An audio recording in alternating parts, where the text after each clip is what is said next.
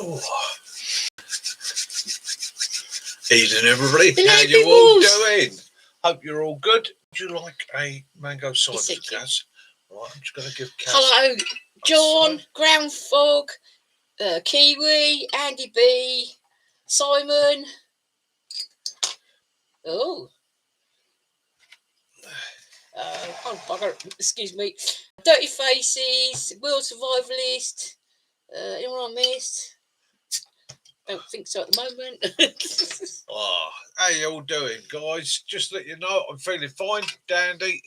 Those of you that know about the operation I was having, everything seems to be working and functioning correctly. Slightly sore and uncomfortable, but that's for the first time in a couple of years. It's all poured in a steady stream, if you know what I mean. Which is, hang on, let me get this collar sorted out. I'm trying to do it in there. There we go. Oh, he's been an idiot. Tidying myself up for you. Pick one back up. There we go. He's been. Yes, all is good. All is good. To the point I'm going to treat myself tonight, so I'm actually having a Perry, which is a pear cider. And I got Lily's mango. Yeah. So, hi, cheers, everybody. Thank you for all the support, kind words, and thank you to my mate Ketan, who travelled all the way down from Scotland via Belgium and France to come and see me and make me feel better with his lovely wife, Portia. Absolutely wonderful time. Absolutely made my day. But he's also come home. He's really appreciated everyone's kind messages and that. And it's something. Support, care, and support. It means the world. It absolutely has made me feel brilliant. Yeah, he looks good because all the makeup I put on him. Yeah, I'm feeling pretty good. I'm feeling pretty buoyant. I'm feeling pretty positive. Tomorrow, not an operation tomorrow, but big day tomorrow. Is Mickey getting his pension or is Mickey not getting his pension? Can he officially call himself a pensioner from tomorrow? We'll find out. Oh, it's so exciting. You work all your life for these days. Work all your lives for these days just to one day. Not that bad a rebore. Yeah, you have found you've got a stitch, haven't you? That you didn't know about. That's yeah. I've got a couple of stitches in a place that you wouldn't think they could actually put a stitch. I have no idea why they would need to. They probably had to. Maybe had to cut a bit. Like us poor ladies have our. Yes. It's not nice. No. But yeah, everything's working and functioning as it should, and better than it was 3 days ago. So yeah, less of that. We don't need to be talking willies on this channel. What kind of channel is this? I say, chap, do you mind not discussing your personal genitalia problems? Your rebore, yeah. Yes. Yes, I've gone from a 19 gauge to a 12 gauge. Oh, I love it.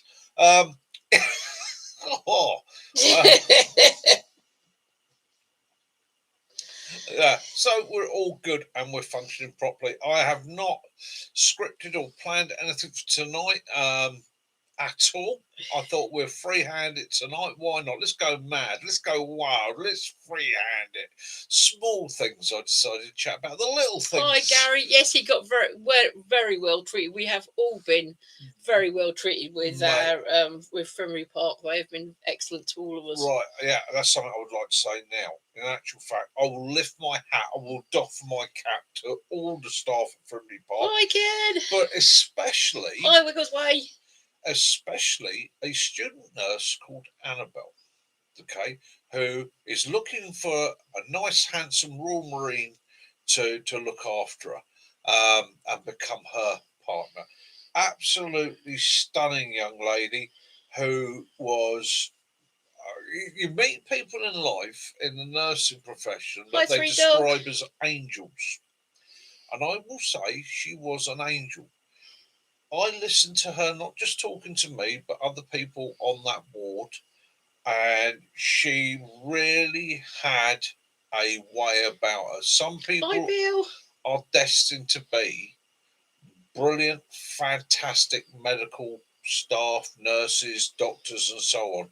her manner, her personality, absolutely fantastic. You felt like, I mean, I know she was just doing her job. She was doing what she's supposed to do. But whenever she spoke to you, you felt that you had 100% of her attention, that she understood and was empathetic. So to Annabelle, if you ever see this, get a chance to, thank you so very much for the treatment. It was second to none. And I will never forget how much you cared. Yeah. So that's that out the way. Well, Kitten and Paula visited the man cave, Oh yeah. and he didn't have a signing in book. He needs to have a book. It's no good you put it on the board because you wipe it off. Yeah. So yeah. So I'm going to get myself a signing in book, little autograph book. People that want to come and visit, and again, it's I'm telling you, want to come and visit anytime you want to come in, have a cup of tea, come and sit in the man cave, talk rubbish.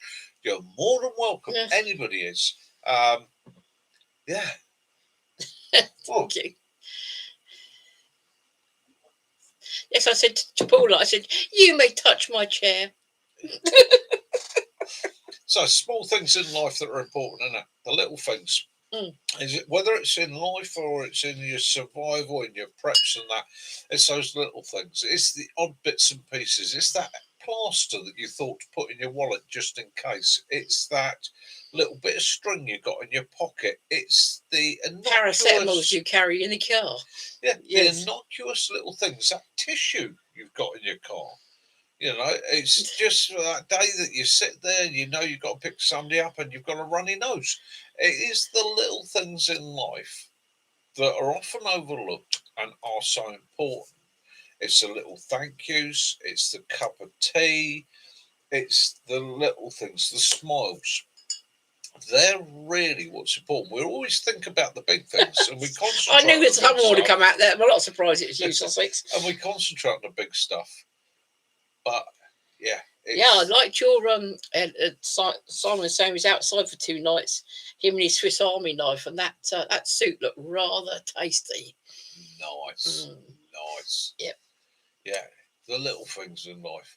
I don't know what else to say really, other than I had plans to do a big long speech tonight, and you know what? I don't know if it's the anaesthetic or what, but it's gone completely out the window. Hi, Gary. There is still some MOD land around Aldershot. You're still able to walk your dogs, obviously, but they are training out there. You've got I can't remember the place now. You got Tweezle Down and Parts that are shut off. Yeah, part of it are shut off, and a lot of it now near Aldershot is used in a lot of the film industry. They've filmed quite a lot just recently around here, haven't they? I don't know if you're going to be able to see the detail. So let's try and. Rushmore Arena doesn't get used as much. I used to do every year a classic car show there, but it actually came too big to be used. They don't use the arena so much. Right. You can't really see the detail there, but the areas with the red bits poking inwards are ranges. Now, when the flags are flying and the ranges, as you can see down here, are active, those danger areas are shut. But they're open to the public when they're not being used for firing, and you can walk all those areas. Obviously, you wouldn't want to camp up there for obvious reasons. And there are a lot of areas, Hankley Common, what they actually Hawley Woods, they're all still open to the public. Army show, they started redoing it, but they actually use it now on what are the rugby fields. Between not far from the rugby stadium, and that you got a big open green that they used to do. Yeah, sort of between Aldershot and Farnborough. Yeah, they do a lot of a sort of show there, but it's not anywhere near as big as what it was once. Not the old Army shows. It'll never be as big as that. Similar to Lulworth Wages, Andy. Yeah, exactly that. The MOD in the UK have always had a policy of wear safe, allowing the public access to their training areas. They are tightening it up. they're having to tighten Yeah, it Queen's up. Avenue. That's it. But if you get older, if you're in the UK and you want to know, there is a MOD.gov website. You can dive on that, find out where your local military training Hi, Jason. areas are, and you can find out all the bylaws. And I do know that in this area there is a contact number which you can phone and say, "Are the Rangers active this week?" You can also do that for Salisbury Plain, can't you? And as for well? Salisbury Plain, yeah. So you can access these areas. And to be honest with you, one of the beauties of MOD land is that they are fantastic conservationists from the point of view that they want to use the land as naturally as possible. They do care for it. There's a lot of money and effort goes into maintaining the countryside as it is, but it isn't as populated or used by the general public, and therefore the wildlife thrives.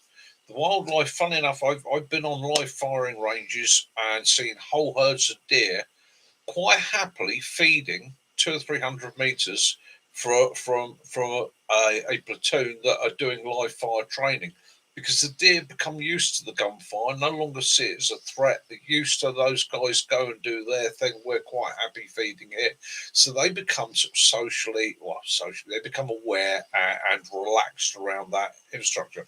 But there's not loads of people charging around like lunatics. There's not dogs running around all over the Gary, place. when I was pregnant with our eldest son, we were out on our Suzuki Katana, and we'd just been to Blackbush to pick up some nappies, isn't it? Yeah.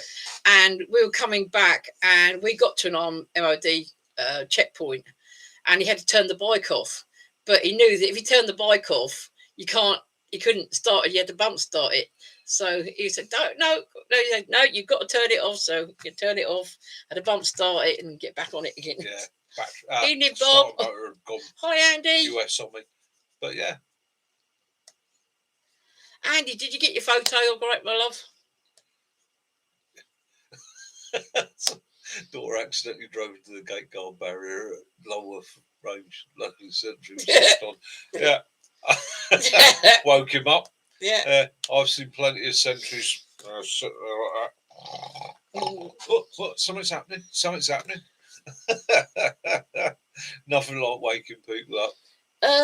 Cheers, Andy. I don't know the equinoxes. I don't know. What's that? Bob asked, is the equinox today or tomorrow? Evening, Mac. I'm trying to think of middates. Let me do a quick check for you. Yes, ladies and gentlemen, if you'd like to check out the Tarpac Innovations website, they have got some very nice T-shirts. They've just brought out a nice range of T-shirts. I think it's 4 or 5 different designs on there. Very nice. Very nice. Mm-hmm.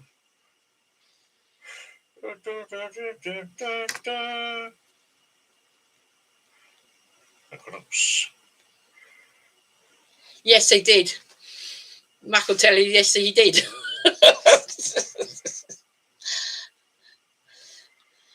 Even modern Tara and dog, how you doing?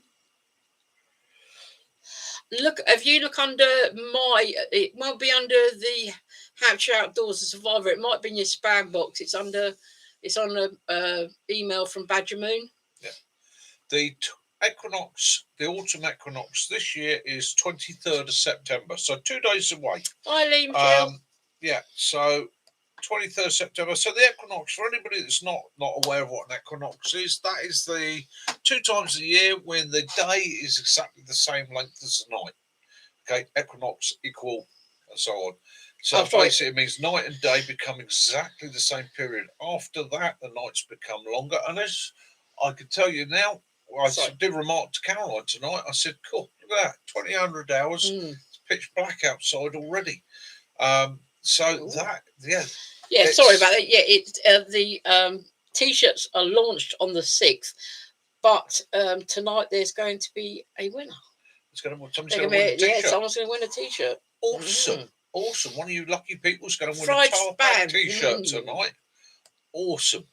Awesome. And pre-release Tarpac T-shirt. Hi, Log Hoppers. Hope you're all good. Yeah. I love the way, Kiwi, you think you're going to win it. Feeling grand. everything is functioning better than it was before. Everything is good mod. A little bit sore. Yeah. Don't get me wrong. A little bit tender. It could be you, Jason. Yeah, and I've got a couple of stitches in places you wouldn't think that it would be possible to actually put a bleeding stitch. But other than that, functionality is much improved. And for anybody that's wondering about that, it was a prostate issue, and it's like weeing and things like that were becoming a Hi, little Mike. bit patchy, and now everything is Right. functioning as it should. Survivalist. Keeps putting a question up. He said, "Preppers or survivors? Do you see much of a difference? If so, what?" Oh, preppers and survivors. Do you know what? Live in Lavu's Bard. So a good survivalist is a prepper, and a good prepper is not necessarily a survivalist. How do we put that? So let's think about it. So he's very honest, Gary. if you're prepping and survival go hand in hand, okay? The whole thing with prepping and survival, we try and put things into brackets, which is very, very difficult. I would say to you personally, for me, I am a survivalist through instinct and through training. Okay, so I've practiced through training and experience to deal with situations as they occur and handle those situations, whether they may be natural disaster, physical or engineered disaster, man-made problems, so on. The prepping, okay, is preparing for a disaster, having equipment, supplies, and that to help you through. So survivalist tends to be, in my mind, and this is just my personal opinion, somebody that has taught themselves to react, deal with, focus on, and sort the situation. A prepper is somebody that is tending to look at where they live, where they are, or the conditions that are going on around them, and gone, I need to prepare for. So, although two different things, I think a prepper. Let's try and get this all right around, but please bear with me, guys. With all the flooding that's been in Wales and Yorkshire at the moment, you have to be a survivalist and a prepper. Yeah, I think the two go hand in hand, and I think if you're a prepper first and then practice the survival arts, you've really, really got the edge. I think if you just go for survival, i.e., you're training to react to situations, without sort of building up supplies, equipment, bits and pieces, and that, you're not necessarily doing yourself a favour. And look, I don't mean, and a lot of coppers will get this. Again, there's a thing with prepping where people think, prepping, you've got to have thousands of things and years of supplies of food. Survivalist nomads. Also about the knowledge.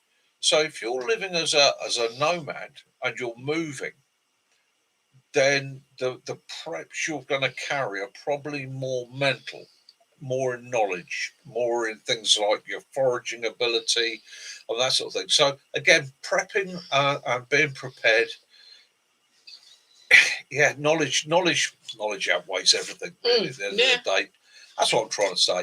Difficult. And it's like knowing and the collection of material for reading to and asking questions is to make the prepping and the survival easier and more efficient. They go hand in hand. Yeah, really, exactly. At the end of the day. I think good preppers are naturally survivalists. Survivalists aren't always good preppers. That's the way to put it. I think simplest way to put it. Make yourself a master of both. Especially the way the world's looking at the moment, because it is looking a bit naughty, and it does look a bit scary. And I'm not just talking about military actions and things like that. I know in Europe at the moment there's a foot and mouth outbreak, so you're not allowed to bring into the UK meat products, dairy products, cheeses and things like that. And there's not been a lot of publicity about it. It wasn't for Kitten and Paula coming back from there and letting us know. It's going to have a potentiality of causing shortages. Okay. Now, I don't think the shortage is going to be massive because I think we do produce enough stuff in the UK to manage, and I think we get enough from elsewhere in the world. Funny enough, I did say to you, didn't I, on Wednesday before we went into hospital, we went into town to get some last few bits, and I went into Asda on my own, and I come out and I said to him, "There's nothing there." Yeah. The fridges and a lot of the fridges and the shelves were empty. Yeah. And I thought that's bizarre. But we went to Morrison's, it was fine. Yeah. But Gary's got a question for both of us. They said, when did you decide to be a prepper? Well, we've done it for donkey's years. Yeah, because we've always, my grandmother always used to have things in a cup, prep stuff. You know, she'd always have bases of like flour, eggs, pulses, all that sort of thing. So she can make pantry, anything. Yeah. And I suppose because I spent a lot of time with my gran, I did the same. And it was like for our boys, we'd always stock up on things. If we found things on a special offer, we'd get 3 or 4. Grab it when you can afford it. Yeah. And then that way it built up. And likewise for me, growing up in quite a rural area, and in the 70s especially through things like the winter of discontent, where we had power cuts, where we had shortages, we had fuel shortages, we had. My friend used to take Mickey at me because the amount of candles I had. Yeah, well, she's the one that's not laughing now. So I think for me and Kaz's generation especially, and generations before us, it was a natural procedure. It was something people did. We didn't have the ability to just jump in the car and go shopping. Me and Mum were talking about it today, actually. We were talking about early closing Wednesdays and half-day Saturdays. You know, these were things that came about, funnily enough, just after the Second World War. So the half-day, I always thought it was because of money saving, and it wasn't. It was actually set. Take it easy, you two. Speak to you soon. It was something that was set up because before candles, after the war, they realised that shop staff were working 6 and 7 day weeks, and people just weren't having any sort of life at all. And they set in law a rule that shop staff had to have at least 1.5 days a week off.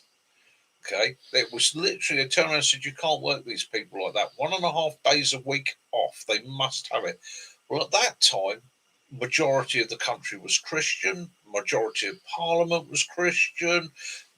The country was run on Christian values. So Sunday was always set as stone. So there was your one full day. So what they did was allowed a half day on a Wednesday and a half day on a Saturday. And the rule was you either worked the Saturday half day or the Wednesday half day, but you got that, 1.5 days off a week. But Gary, you're right. In the past, there was no such thing as prepping, but it was putting by. It's because of when you couldn't get to the shops, when their shops didn't have the stuff, especially during the Second World War, and when people come out of it, they were still in that mindset, and they never grew out of it because they spent those years, 5 years, whatever, doing that, making things last. Then it carried on. Do you remember Christmas, love? Do you remember when you were a kid at Christmas, how early your mum and dad would start buying things and putting them by for Christmas? Yeah.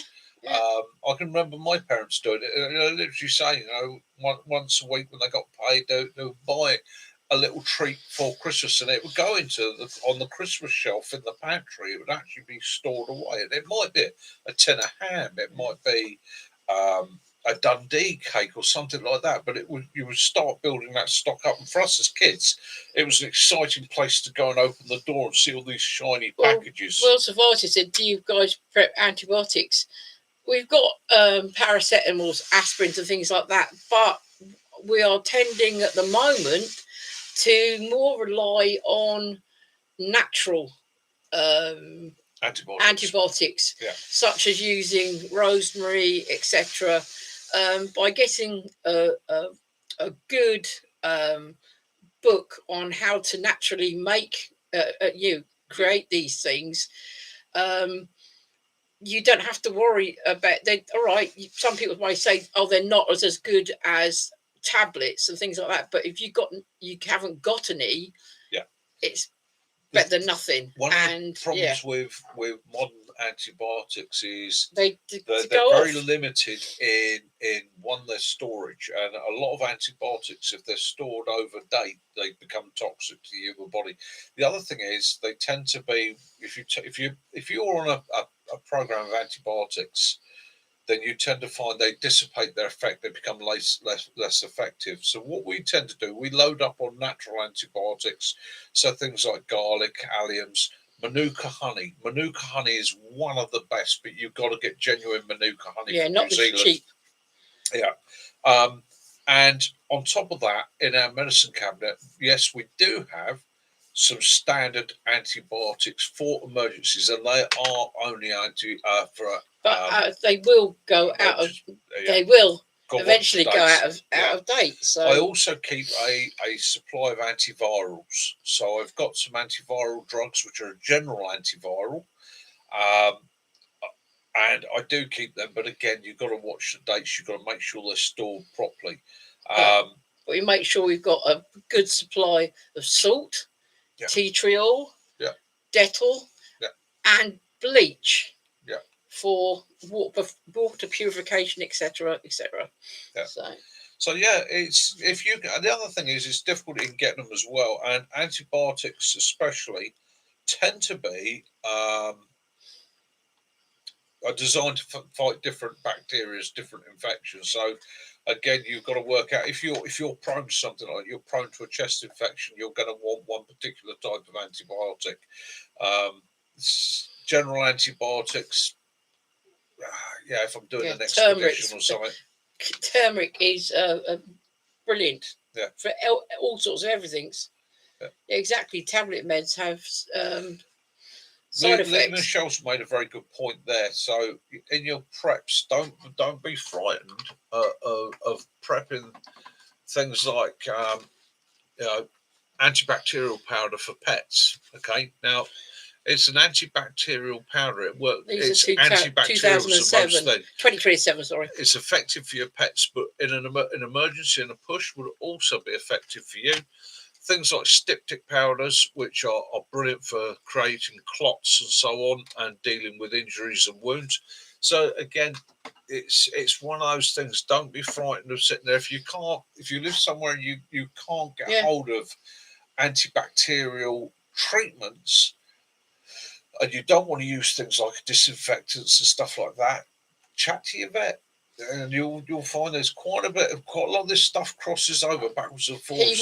He also wants to know what's your view on the military influence of the US prepping and survival community. Thing positive or negative, but the thing is, compared to UK, America is a very big country. Yeah, and you can live right out. It's like Australia. You can live right out in the sticks. Yeah. So again, you prep because you wouldn't go to the shop so much. It doesn't matter if there's going to be any sort of military thing going on. You do it all anyway. But if you're doing it, I think sometimes you over prep though. Yeah.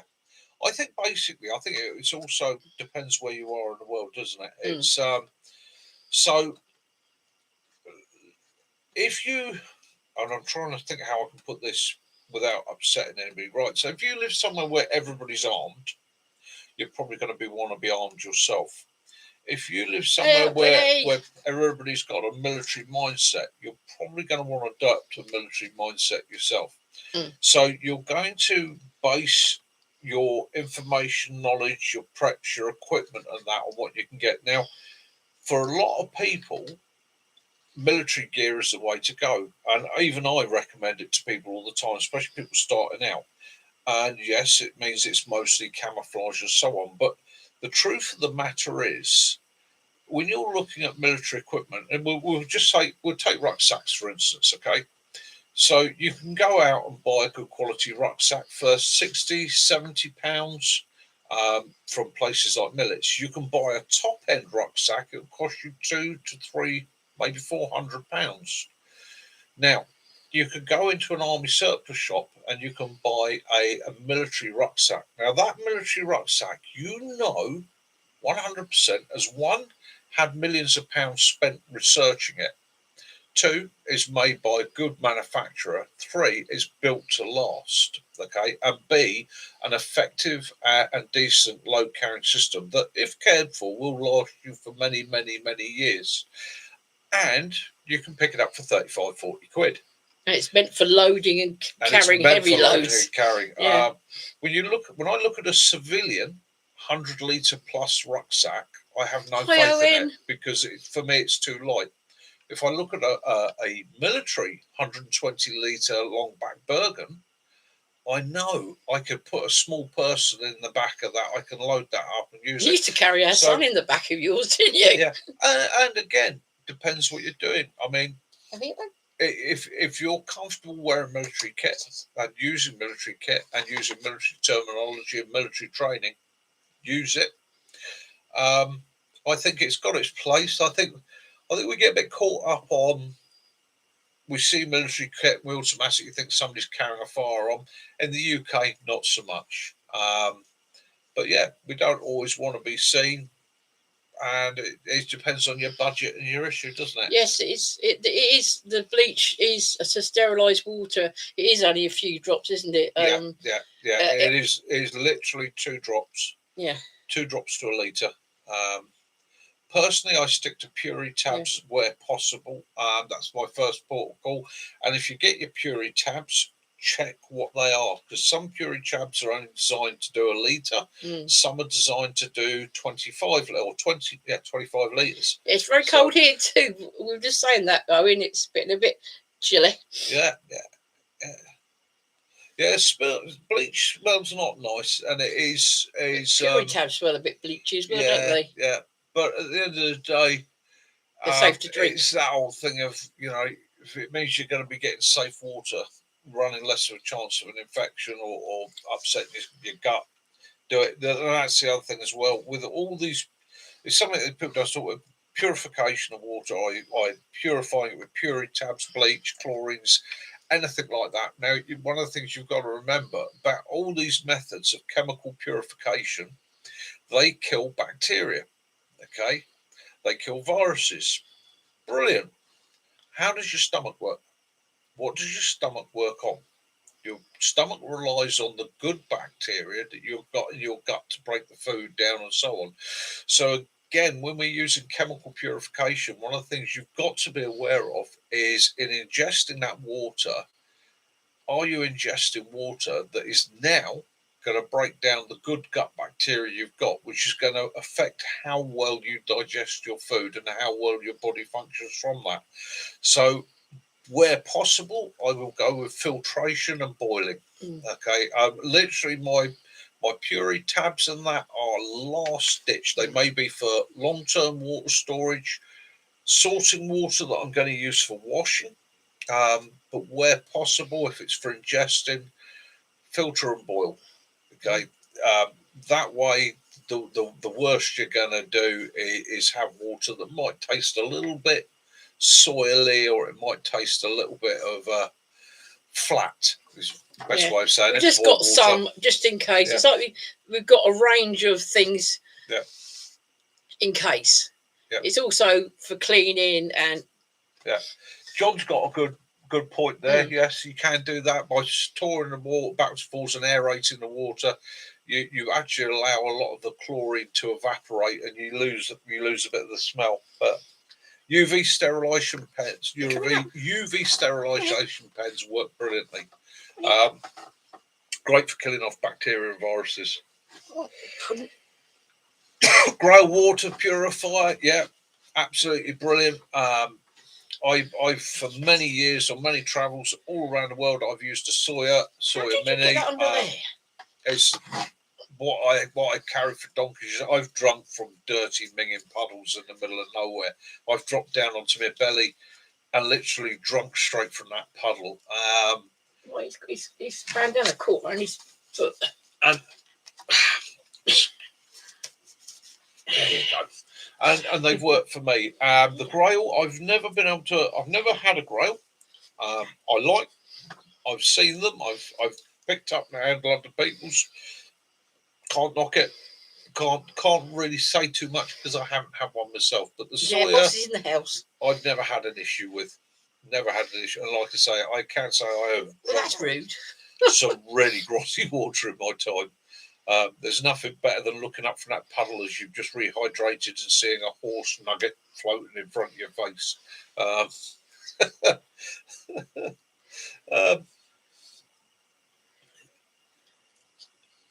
yeah, so, bosses in the house. And it's fine what works for you. I mean, when I say it's going to kill the bacteria in your stomach, it's it's not going to kill every ounce of bacteria, but again, it's for some people, it's just not going to be the system of use. And that's the thing, you've got to shop around. When times are good, you've got to look around, find what works for you, and then travel with that method. Oh, yeah, dog, you exhausted. Yeah, he's meeting his fans. You like Kitten and Paulo. He's had a long couple of days, and he's been busy. He has been busy, spreading the love. Yeah, so my advice there is that, and there are hundreds of methods. What I will avoid, like the plague, and you see a lot of them on places like Amazon. Watch out for copies. Watch out for cheap.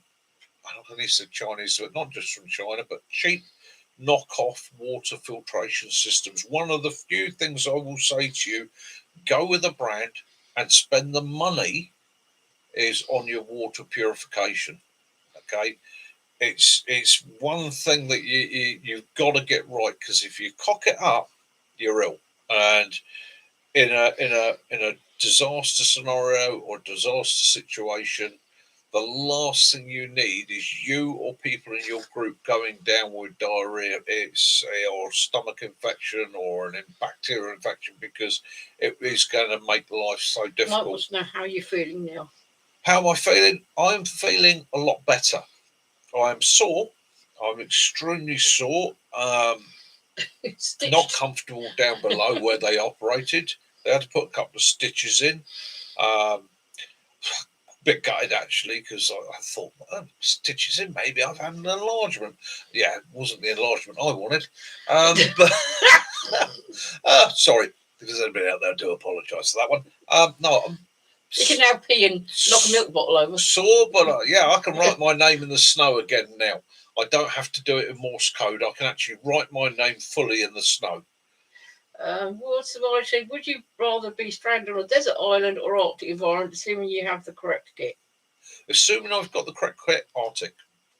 Yeah. I'm sweet with cold. Okay. Now I prefer Arctic environments. Realistically, you've probably got a better chance of surviving in a desert, but I like an Arctic environment. It suits me. It suits my mentality. It suits my thought processes. Deserts a little bit more tricky, but then it depends which desert you're in as well. Because again, when we talk about deserts, we tend to mentally think an extremely hot, dry, arid environment. A lot of the deserts of the world are bitterly cold by night and extremely hot by day. And I think it works out something like 30% of them aren't actually that hot. They're just arid. If you look at the high altitude deserts of the Atacama, okay, it's not extremely hot. In actual fact, it can be damn cold, but it is an arid, dry environment. So again, it's a if, ands, and buts. But at least with the Arctic environment, I know water is never a problem. And again, that's going to always be one of your priorities. There's a lot of things you can create from nothing. You can create shelter from almost nothing. You can provide sustenance from almost nothing. You can't create water from nothing. So if you've got that ability to keep yourself hydrated, you can move on. The other thing I look at as well is, I suppose at the end of the day, I just like it. I just prefer it. Yeah, I think most people choose the Sawyer Mini and the Life Straw, don't they? And the yeah. it's just if you can have more than one item, then it's always you can always Yeah. have more than one item, and you can improvise filters as Mm. well. Carbon filters are brilliant.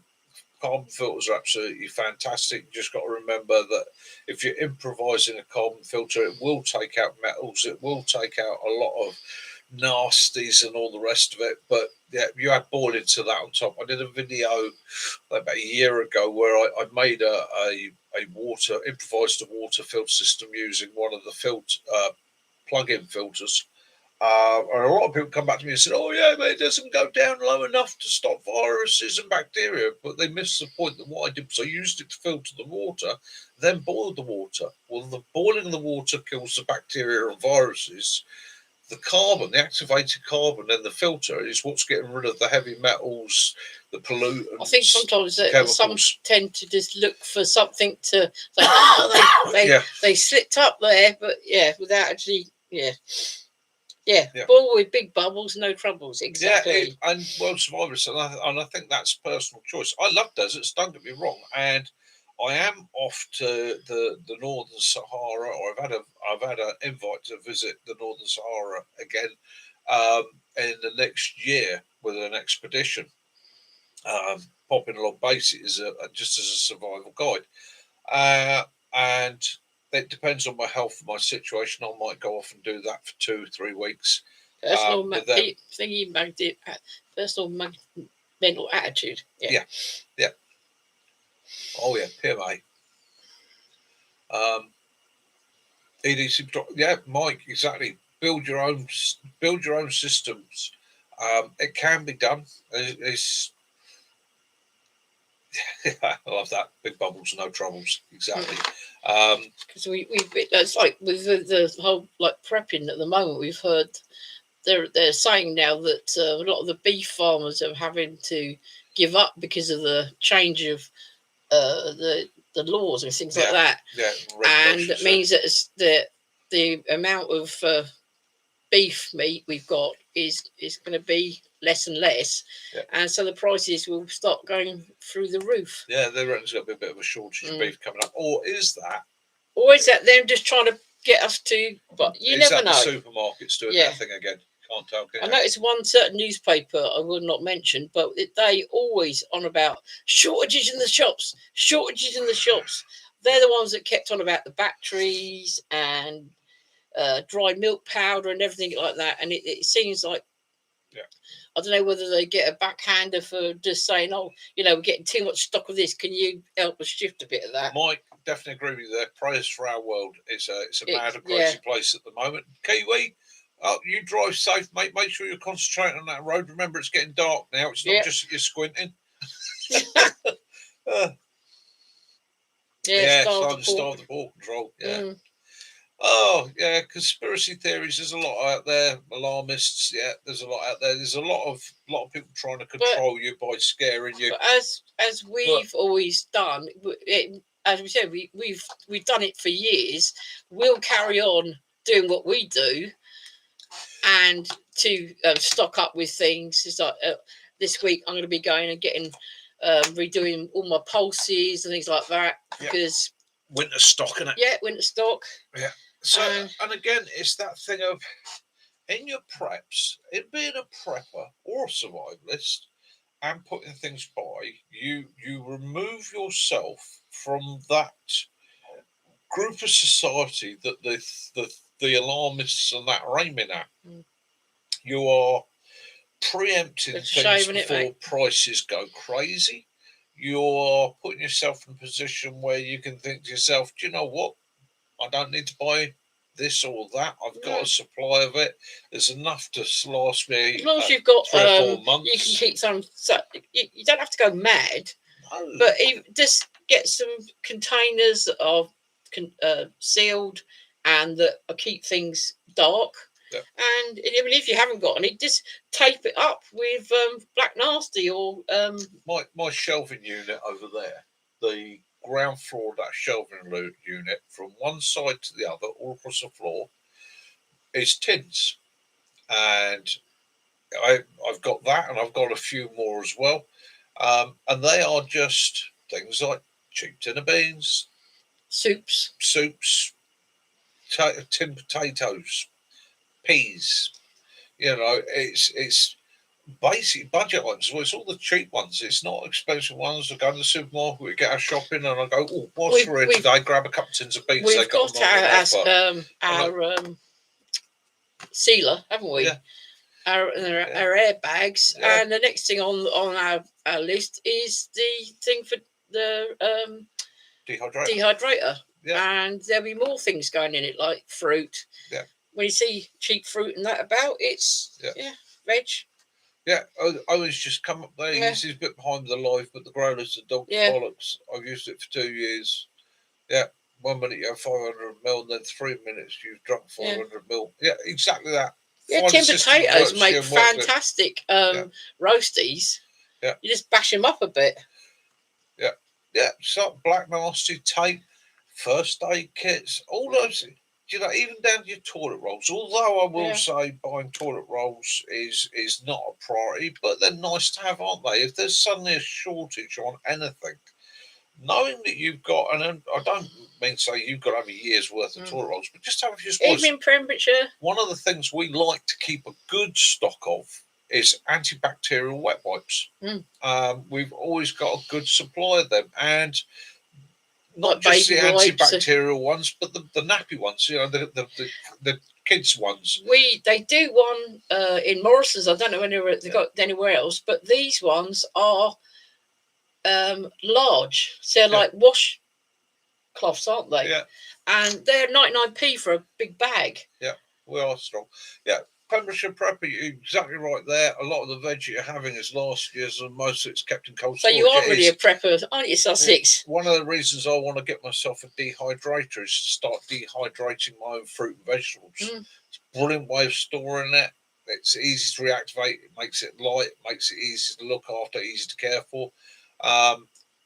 And at the end of the day, it's one of those. It's one of those things, isn't it? It's just being able to do it yourself and have it put away. Fruit season now.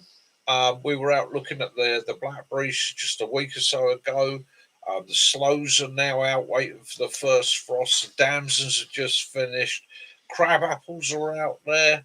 A lot of the late apples are now out there. They're in season.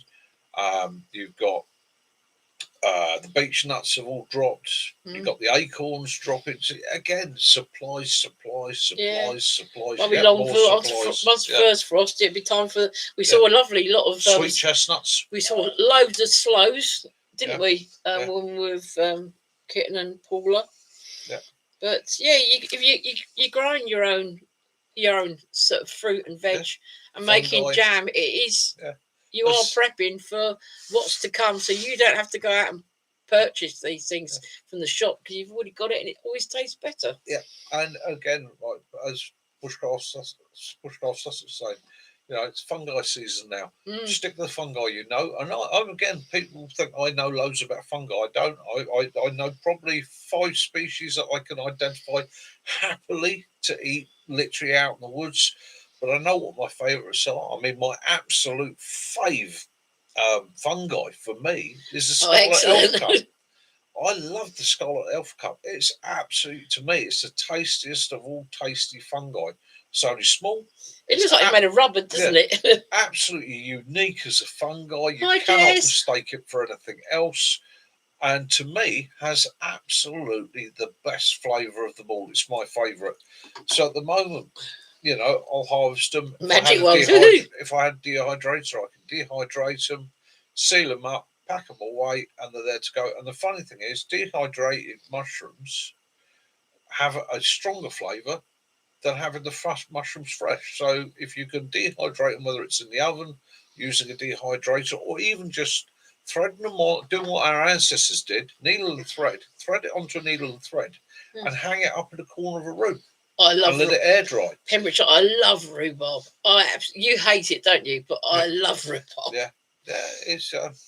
And I've noticed just lately. I don't know anyone else. Yeah. Excuse me, I noticed it on their Facebook marketplace. But there's loads of people around here have got bumper crops of apples and pears, and they're just putting them out in big boxes and saying, help yourself. Take advantage. Yeah, And again, make the most of it. you can preserve jars. Make a syrup, put it in as a syrup, Yeah. preserve it with a little bit of ginger, a little bit of brown sugar. Yeah. Just absolutely lovely. Go and buy some cheap alcohol. If you're unsure about preserving, go buy cheap alcohol. And I mean like cheap vodka, cheap gin, the cheapest, the budget brands. Get yourself a container, slice your fruit thinly, place it in there, pour the alcohol on top, screw the lid on. Done, dusted, absolutely wonderful. Will flavour that alcohol, get it a beautiful flavour, and you've got the fruit to use later. Or you could dehydrate it. Chicken of the woods, head of the woods, jelly ear, dried saddle, penny buns, chanterelle and morels. Yeah. Jelly ears, yeah. Do you know what? Jelly ears are one of those things that you show them to a lot of people and they go, put them in a stew or something, and they think they're fantastic. Jess says, how are you feeling? Sending all the love from Scotland. I am feeling sore, but a lot better, Jess. Jess, just to let you know, I can now write my name in the snow in capitals, all joined up without a problem. I don't have to do it in Morse code anymore. So, yeah, everything's good. Pembrokeshire, you said you say some of the acorns for making coffee. Yeah. Try making some of your own, like trail mix, with preparing the acorns down and adding, if you want, salted ones or dry roasted, fact, or let's get into that, because this is that time it's that of year perfect and they're time out there. Okay, gather your acorns. Yes, gather your acorns. A lot of you are going to say, really, Mick, really? Right, this is a good old-fashioned indigenous and ancient European system. Okay, it's great for the carbs, makes a great snack. So gather your acorns, and if you're not sure, try this for the first time. Grab a bucket of acorns. Okay, shuck the acorns. Take the shell off the acorns, so you're left with the acorn. If you've got the patience, cut them into four. Okay, just slice them into four. Put them into a saucepan or an old pan. You're not bothered about an old one you get from a car boot sale. Sorry, anything cheap, nasty. Yeah. Fill it with water. Okay, bring it to a slow boil from cold and boil it for about 10 minutes, and the water's going to turn purple. Okay, once the water's turned purple, strain that water off. Run cold water in again, fill it back to the same level, boil it. It will turn purple, and you keep doing this until, and it will take 5, 6, 7, 8 times, but you keep doing this until the water no longer changes colour. When the water no longer changes colour, you strain them off. Now, at that point, you can either leave them to one side, let them air dry, or what I like to do is then take a large cast iron pan or a heavy pan.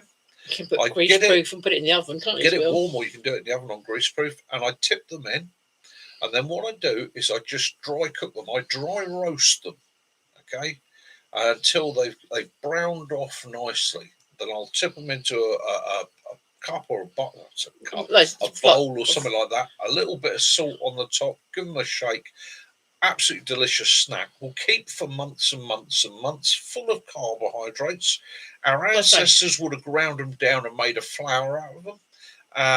A lot of other people will toast them a bit further and make a chicory coffee with them. Curry powder with it. Yeah. Any sort of thing. And then you get your sunflower hearts, put them in, and make a trail mix. If you do them from, the thing is,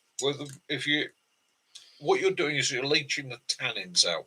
It's the tannins that make them super bitter, okay? And will upset your stomach if you eat them raw. Don't eat them raw, for goodness sake.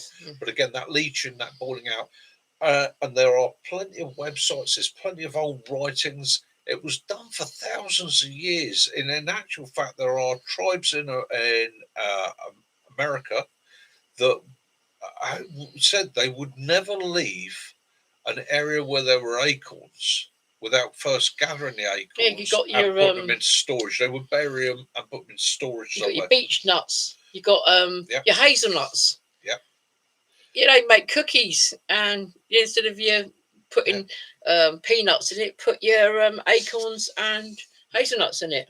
Oh, lots of hauls this year. There is. Bushcraft, lots of them. I was nibbling on them the other day, and of course, as you know, Good evening, Ray. one of the legends behind the hawthorn is the fact that you always find so many haws along hedges, and they said it was because in the ancient days people would walk along taking the berries off, put them in their mouth, take the soft pith off, eat the pith, and spit the seed back into the hedge, planting fresh hawthorns all along hedges, and that's why so many hedges were full of hawthorns. Lee Michelle, you put them in a net bag and just peg them in there. Yeah.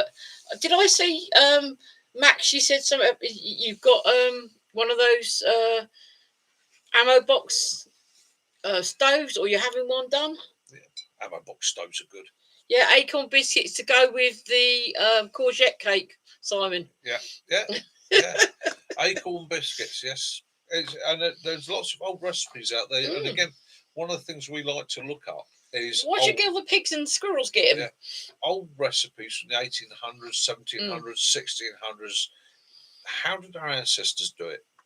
They were around before we had all this technology. How did they get by? What did the poor people or the ordinary man of the United Kingdom or America or anywhere else do before we had supermarkets, before we had the ease of getting hold of Amazon? How did they get by? And that's all you've got to look back to is what did our ancestors do? We've got an advantage in the fact that instead of just being passed on father to son, we have massive libraries of knowledge that we can dip into. We have modern science, technology, and equipment that can tell us why and how it works and what we're actually removing. So we are actually in an advantage situation for training ourselves now. That sounds interesting. Three Dog will have to get their recipe for that. Hawthorn ketchup is good on your sausage. There's all those things that everyone's talk about my sausage. That's had enough people looking at it. People just walk in the woods and they just go past like the acorns and the hazelnuts. They don't know what they're looking at, and they miss them. And you've got the little bits of the young blackberry bush leaves. Really nice. Yeah. Any blacksmiths? Blackberries, hawthorn, and apples. Sounds nice, Jess. I'm tired now. Yeah, you had to give it up because you're on your hands and that, didn't you? Yeah. Looks like we've done a right old picnic basket for you, Simon, for the camp. I'm just tempted. I'm looking at this pie that Jess is making. That sounds good to me.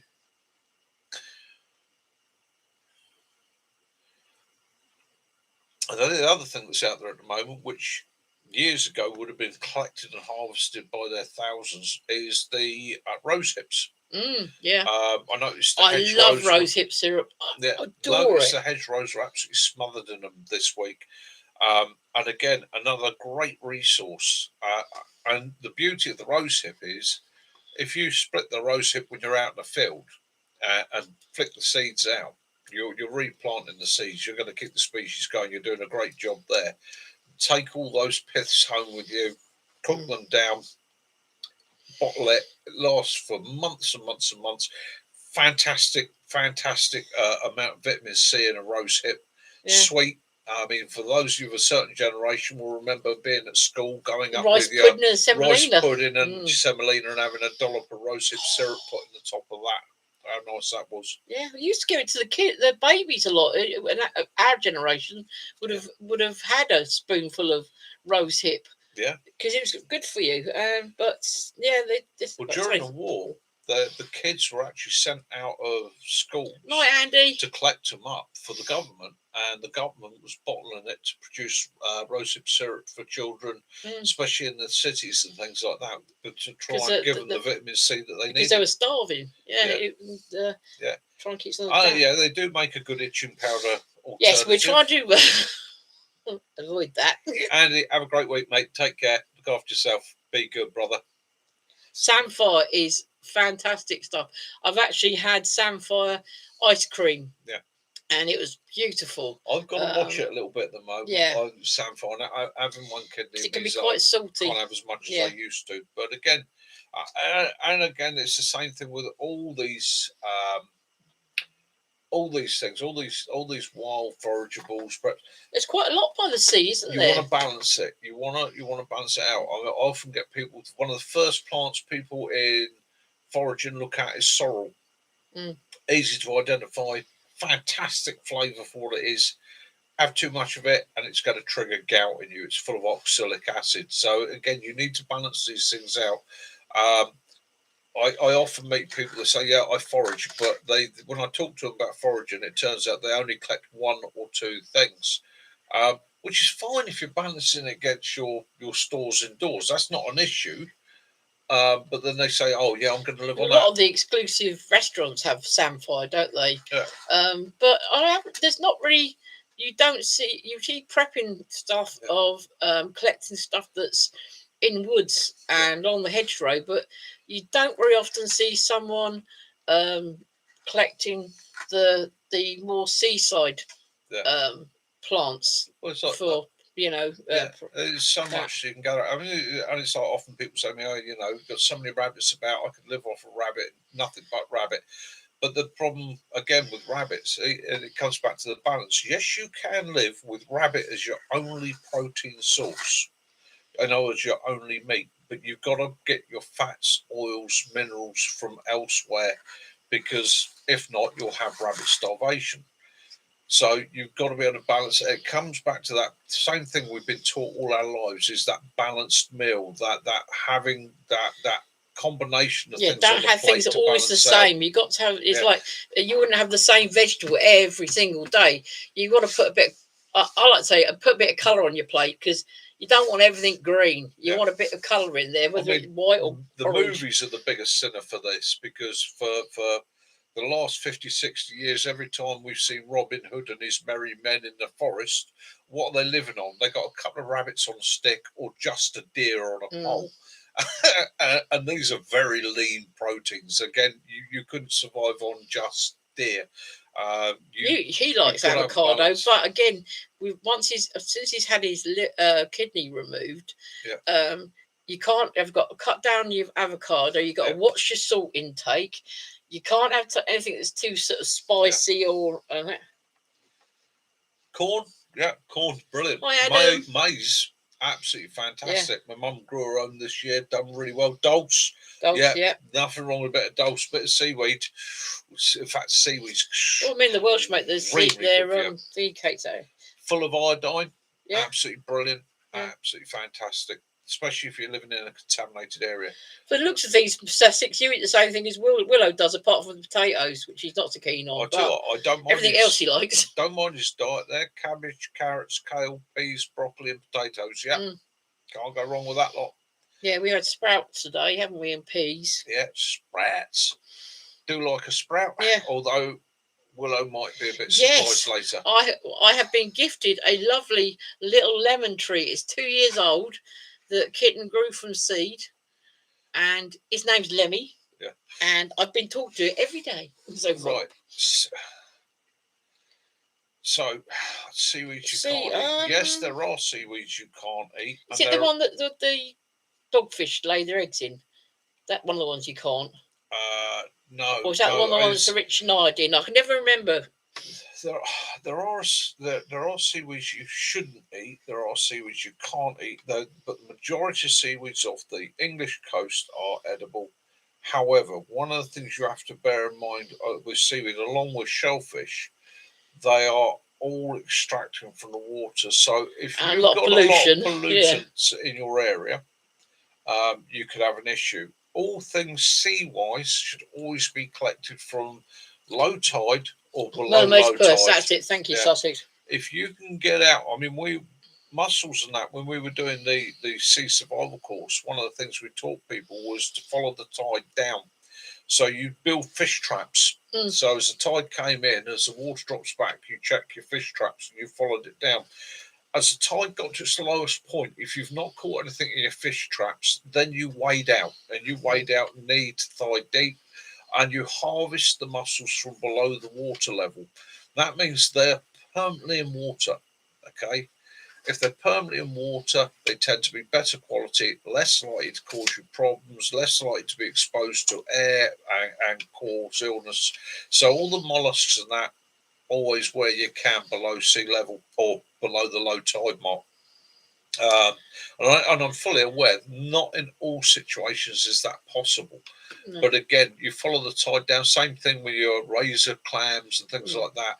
follow that tide down, get to low tide mark, then start sorting out your clams, your food from there, because it has been in the water for the longest period of time. The stuff right at the top of the breach is sitting up there in the sunshine, in the air, hanging on for grim death, and it's never going to be quite as good for you. Bill, you said about people eating crows. My father, he used to go out hunting with his father, and they used to get crows, magpies, jays, jackdaws. There's nothing. All they used to take off it is the breast, because there's nothing really else on the bird that they. But yeah, they did used to, and they used to make pies out of them instead of as a replacement for pigeon or chicken. Yeah, it's that thing. Follow the water down.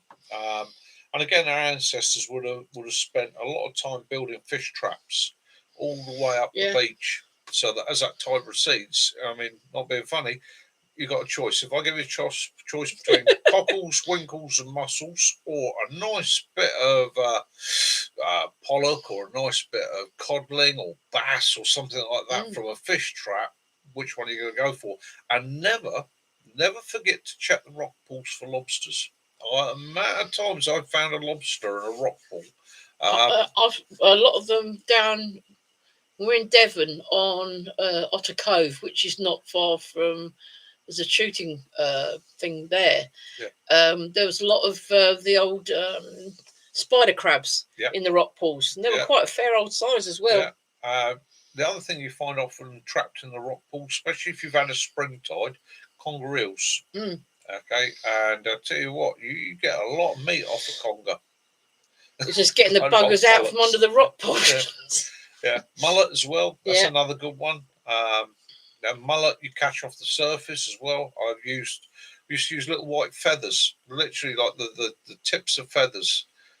Put them on a hook and line, and hand line them for mullet.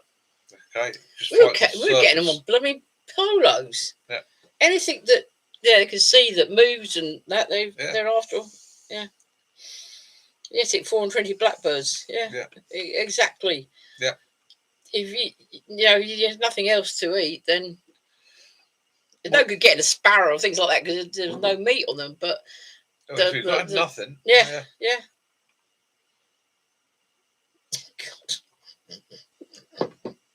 Sussex has won the award for the daftest joke of the evening again. Well done, Sussex. It's all yours, mate. You can be relied on. Yeah, anything white seems to. Yeah, they've got a thing about white. Yeah, a bit of paper. You could even get them on that. I used to make our own mackerel lures.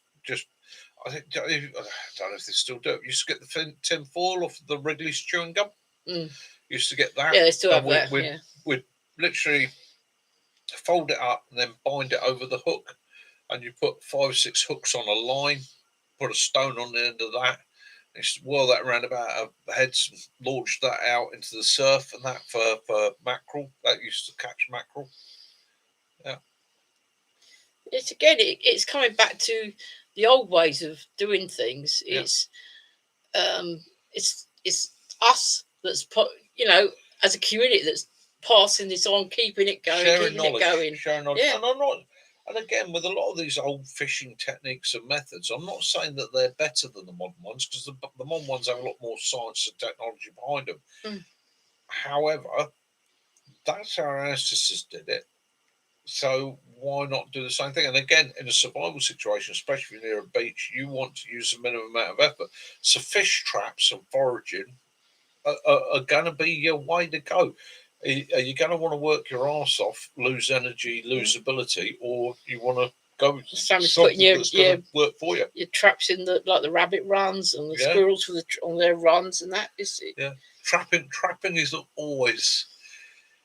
Hunting's great. If you've got the resources, the equipment, and the supplies, and the time, and the energy, if it's survival, trapping is going to be your first school of thought always.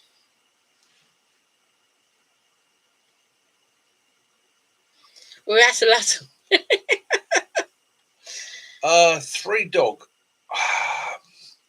Your best bet is, I wouldn't know how to take your picture and put it up, unfortunately. The best...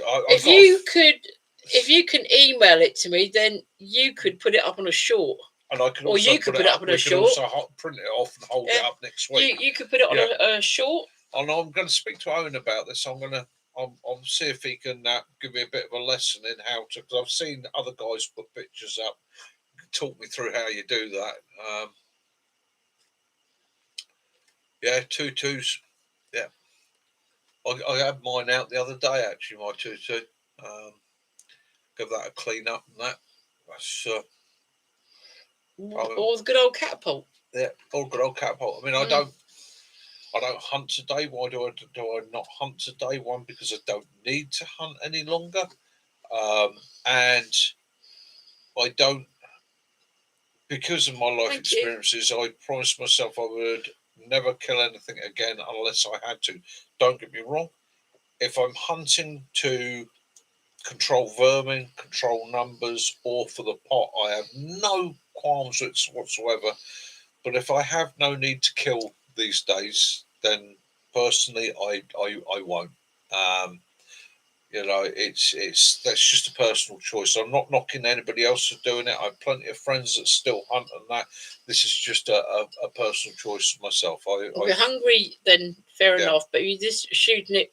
If the animal's injured, I can understand that. But if you're not hungry, then you just, if you want to go shoot something, shoot a target. Yeah. You don't need to shoot the animal. Yeah. Yeah. And again, it's if you're learning and you're doing it within the law, I have to say that because I'm responsible, supposedly. Then yes, I agree. Then it's worth doing. Well, it's like you when you used to responsible when you're teaching how to gut a rabbit. You got Resusci Dave, haven't you? Yeah. And he looks like a real rabbit, and you just put a few sweetie bits in there, and yeah. You've skinned exactly. Exactly that, mate. Yeah, in those situations, I've done it myself, supporting a family years ago. I've even gone beating and that for a few pheasants. My son's boys did have done it as well. Just to try and help the budget and so on. But it's also things like that make it puts food on the plate. Then I won't knock anybody else for it. I mean, I've done game management and hunted most of my adult life. I've just got to the point where if I don't need to do it, I choose not to. Don't get me wrong. I still keep my eye in. I still keep my skills up. I still train with the rifle. I still practice skills and abilities because I think it's daft not to. And if I had to, I will. I still do humane dispatch, and I wouldn't think twice of controlling numbers of vermin. But beyond that, if I don't need to, we used to do the rabbits before. We had plenty of little old ladies, neighbours, ex-Londoners that had a rabbit since the war, and they were more than happy to take a bunny off your hands, weren't they? I had a job on the ranges of controlling the rabbits for a military complex, and it was when I initially started. It was a bit of a nightmare because I was knocking over 30 or 40 rabbits at a time, and not always do the game dealers want to take 30 or 40 rabbits. So then you're sort of like, well, I'm going to freeze these. I don't want to waste them. Give them to friends to their dogs and so on. And then just across the way there, I had a group of pensioners that moved here when they built the estate. And one of them one day saw me walking with I think I had about 5 or 6 rabbits with me. She said, "Oh, ducks, sir. Got a few rabbits, sir." I said, "Yeah, hey, do you want a rabbit?" "Oh, yeah, I'd love a rabbit." She said, "Yeah, no problem." And I said, "Do you want me to clean it and prepare it for you?" No, as long as you've gutted it, I'll do everything else.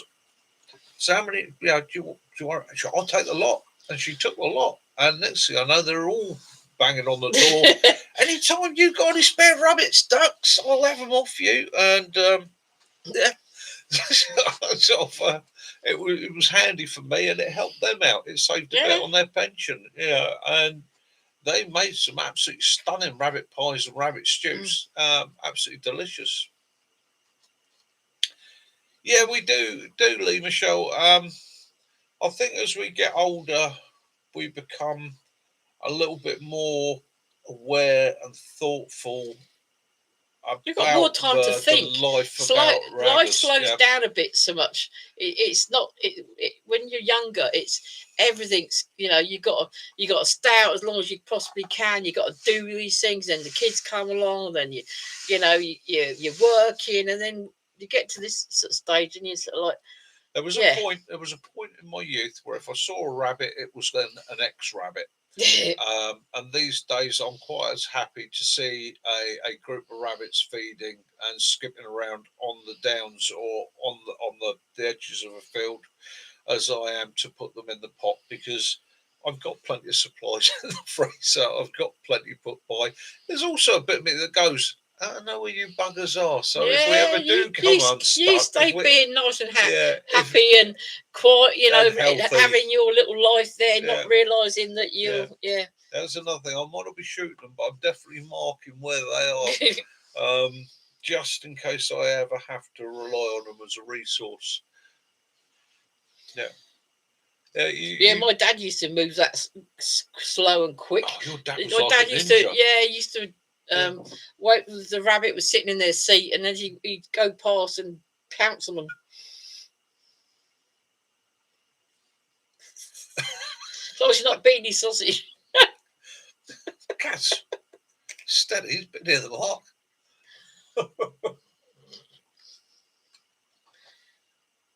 Yeah, we've got the old the mincer you attach to the edge of the table for mincing up meat, haven't we? Yeah, and I think it's that adaptability, isn't it? And that's the thing. Again, it's often I'm asked, where's the answer? Where's the secret? And it's there. Just look back. And you don't have to look back that far. People always think you've got to look back to the Stone Age. You don't. You think about it practically. Prior to the 1950s, everybody kept chickens. A lot of people kept a pig. A lot of people kept a dairy cow if they lived in a rural area or had shares in a barley ball. A lot of people grew their own vegetables. You look back another 50 years before that, people subsisted. Okay, subsistence living. They'd have their allotments, didn't they? They're not in the garden. Using the land to get by. And again, prior to the 50s, nobody had chicken. I mean, it was one of the things my dad would always shout and scream about. We used to keep loads of chickens, and Dad used to say nobody used to eat chicken when he was a boy. The hens were for the eggs. You didn't eat them, whatever, because they were producing eggs all the time. He said you might have a stringy old one that got towards the end of its days. You kept the cockerels. When they hatched, you went through them and you select the cockerels. You raised those for meat. And on top of that, what you ate the majority of the time was rabbit, squirrel. We were watching that fishing program the other night, and they were saying that years back that they didn't eat a certain fish, but now. Oh, that was up in Scotland, wasn't it? Yeah, they were saying they didn't eat mackerel. Yeah, mackerel. Yeah. And now he said that it never got eaten; it just got chopped out. But he said everyone wants it now. Well done, Kiwi. You made it home without squinting too much. Excellent. Yeah. Yeah, so, and then the 1950s come along, myxomatosis came in, the rabbit population crashed, people started eating their chickens, the supermarkets then went, brilliant, we've got you tied up right where we want you now, you've got to come and buy it from us, you can't get it from the countryside or the butchers anymore. And of course, what happens, and this is the problem with today's society, we've got tied into the supermarkets, we've got tied into being able to get it now. We're constantly told, oh no, you don't need to go foraging. Yeah, squirrel's nice. We've had squirrels. We can do your woodland mushrooms. The thing is that then they've gone to the other extreme where you can buy frozen mashed potato, frozen dumplings, frozen cauliflower cheese. I told Kaz, if she ever buys frozen mashed potato, right, that's the first line in the divorce papers. I wouldn't. We wouldn't do it. No. No. It's. Yeah, it's Yeah, it's all out there. All the information's out there. All the knowledge is out there, and what it's there doing for is it's grab. just teaching your next generation to rely on frozen They're food. locking You, you in. don't know how to. You make it. You say. Yeah. I remember someone telling me that her daughter-in-law didn't know how to cook cabbage. She had to ring her up and said, "How do I cook cabbage? I haven't got a clue." It's sad. Yeah. This is Mickey's conspiracy theory. This is the one conspiracy theory Mickey's quite happy to expound to you all, and that is the powers that be aren't necessarily the government. They're the big corporations. They're the big multinationals. They are people like food suppliers and supermarkets. Let's think about it rationally. What's the one thing you need every day? Food. What is one of the biggest industries in the world? Food. So, what have these powerful people done over the years? We have Idaho, which is much better than Smash. What have these people done over the last 50 years? They've made you reliant on them. Well, that's what they've tried to do, is make you reliant. Everything you have these days isn't about storing, keeping, putting in the cupboard, having it for 6 months, or being able to put some by. Mixing me toasties. It's all about making you buy it now, consume it now, buy and bid it. Yeah. And that's my conspiracy theory.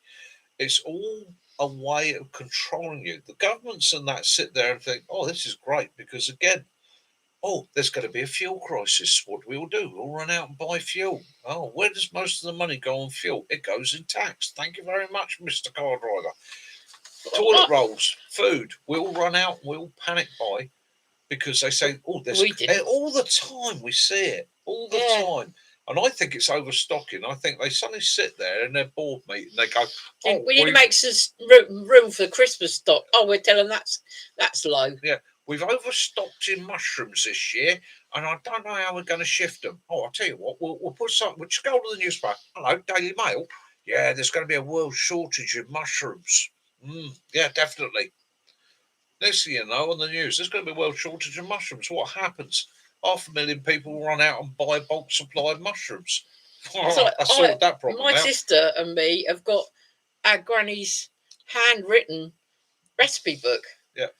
And I've been doing the same thing. I've been writing down my favourite recipes to pass on to my granddaughter, because I want her to make food. Mixed in my toasty jokes. Oh, Sussex. Yes. Oh. Mind you, that is a good variation. When you said bean one, I thought, oh no, it's going to say it farted itself to death or something. Yeah, that's a good variation. The one I normally use is meeting the rabbit in the pub that's got a queasy belly because he's mixed his toasties. Yeah. Oh, dear me. Yeah, learn a few things to cook, a few things to forage, and a few things to pass on. Definitely. And don't be. I mean, I try not to get into conspiracies and all the rest of it. That is my one conspiracy theory. I do think the big supermarkets, the governments, they're all in cahoots. It's a way of controlling us and keeping us right where they want us.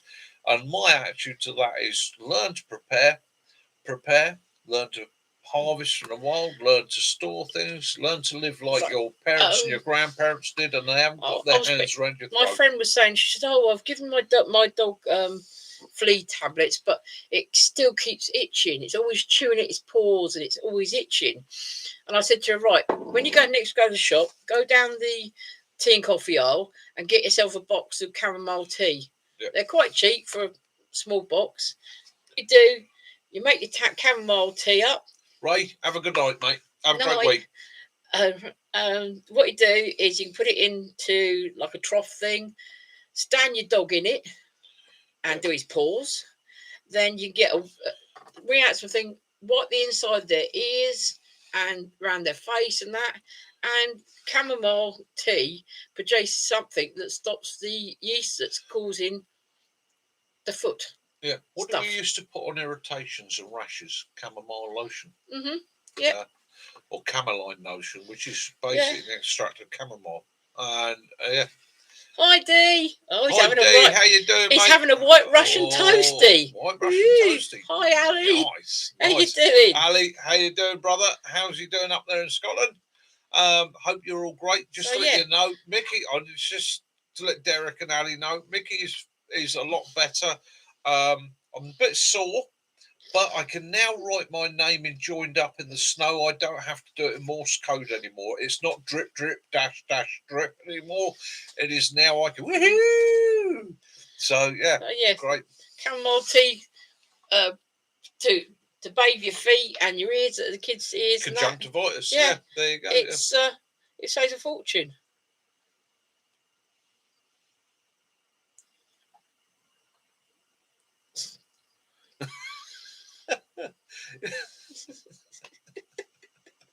Yeah, so I'm feeling a lot better. Like I say, a little bit sore, a little bit tender. Obviously, yeah, it's Hey Willow, the operation isn't Mr. a pleasant D's in one, the house, but it's 3 days later. I am definitely feeling the benefit of it. And if you said to me, knowing now what I've just been through for 3 days, would I have it done again? Yes, 100%, most definitely. So any of you out there that may be facing a Eurolift operation in the future, don't panic, don't sweat it. Okay, honestly, don't sweat it. Done, dusted, sorted. Right. There is a competition running tonight. Okay, I'm going to pick a winner randomly tonight from those that have been watching. The choice of one of 4 designs, which will be sent out when we receive the first batch, which is due the 4th and 5th of October. That's Tarpak. Everybody can see the comment there. I've just had a look at the timing, and I am going to write a figure up here.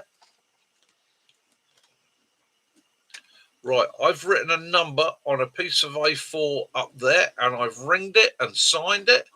At that time, the person that has commented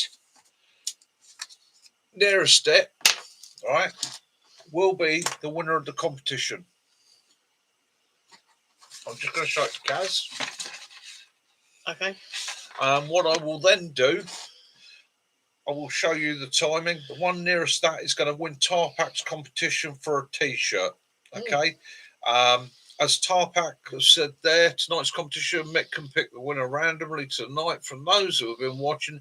A choice of 4 designs will be sent out when we receive the first batch, which is on the 4th or 5th of October. So one of 4 designs. So I think what Tarpak going to do is you'll get hold of them. I will announce you tonight.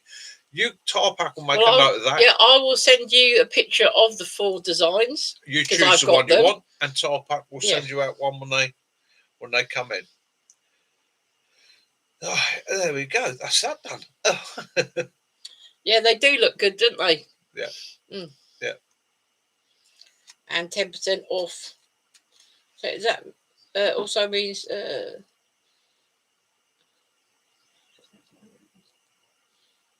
and bear in mind, all you guys that are members and subscribers, if you buy anything from Tarpak, let them know that you're a subscriber to Hampshire Outdoors and Survival for your 10% discount.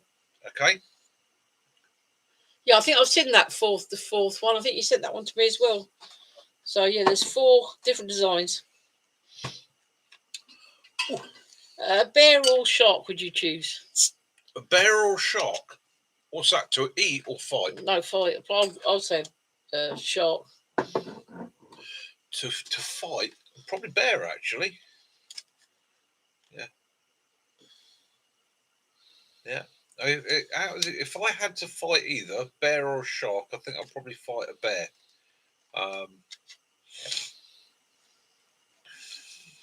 Jess, which species of bear, and do I have a gun? Yeah, I think I'd stand more of a chance against a bear than I would a shark. To be honest with you, sharks are quick, they're fast, and I can't hold my breath quite as well as I do. And look at me, koala bear. You want a drop panda, a drop bear? No, not drop bear. Not a drop bear. Drop bears are arseholes, and they give you chlamydia. Can I go with a goldfish or a hedgehog?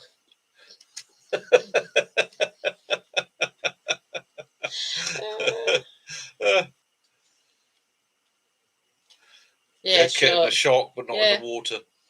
As long as I'm on land. Yeah. Pooh Bear.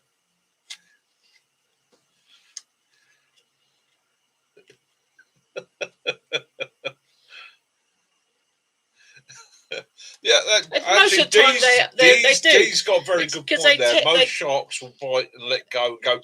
yes, That yeah. tastes A minging. great white will bite once, but things like a mako or a reef shark will have a go a couple of times. Do you know that? All right, let's get this out. So the only animal that I actually really, I mean, don't get me wrong, I don't want to go up against anything, right?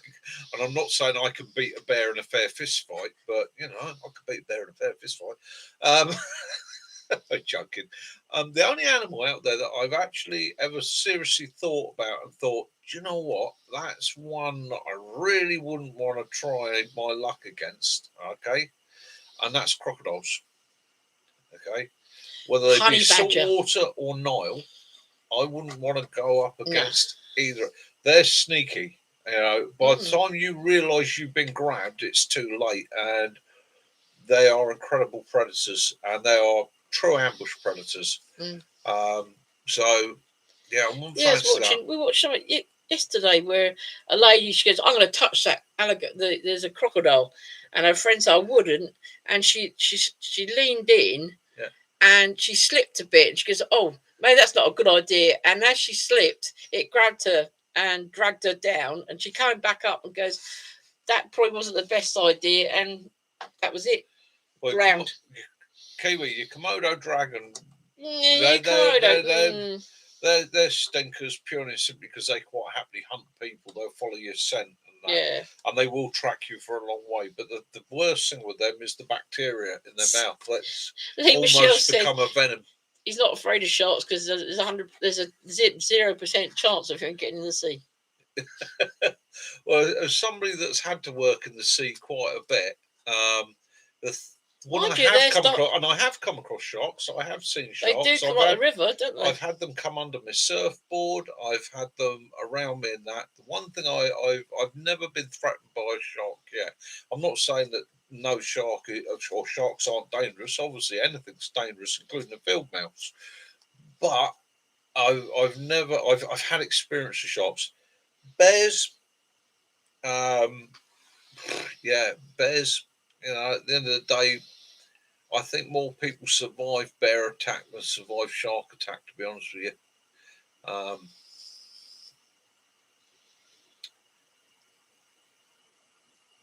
Yeah, bull sharks got rid. Yeah, There was there was a shark in the Thames recently, wasn't there? Yeah, there was a place in America that people several times have been over the years, many years back, got taken by a shark, and done with a bull shark though. Yeah. I mean, I've even been lucky enough, really lucky enough, in I think it was about 16, 17, to be on a board. Too many, when they, especially when they want shark fin soup. Yeah, and have a basking shark go underneath the board, and that was an incredible experience. Still took my feet out of the water, even though I know it's harmless. I just took my feet out of the water just in case you didn't know. Yeah. Yeah, I know how many sharks killed by humans, millions, unfortunately. Yeah, when they stop the train shark fin soup. Yeah, it's just wrong. Yeah. So bears on the other side of the coin. I know where I am with the bear. I'm on the land, aren't I? And let's face it, bears are pretty cool. They stand up on their hind legs, they raise their arms. Right, as far as I'm concerned, that's going into a boxer stance. He wants to go toe to toe, we'll go toe to toe. What you want to do in your bedroom, bushcraft, is your own thingy. Yeah, we'll go with that.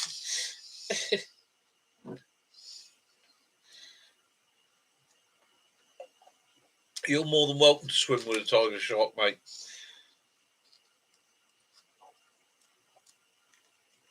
Yeah, I think it's so anything like that. It's about being respectful and responsible. Yeah. If you know it's in the water, don't go in.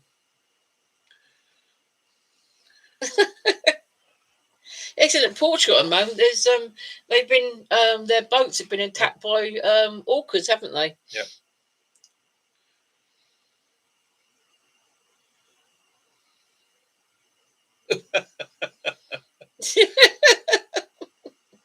Yeah, yeah. Jason, Yeah, there. That's yeah.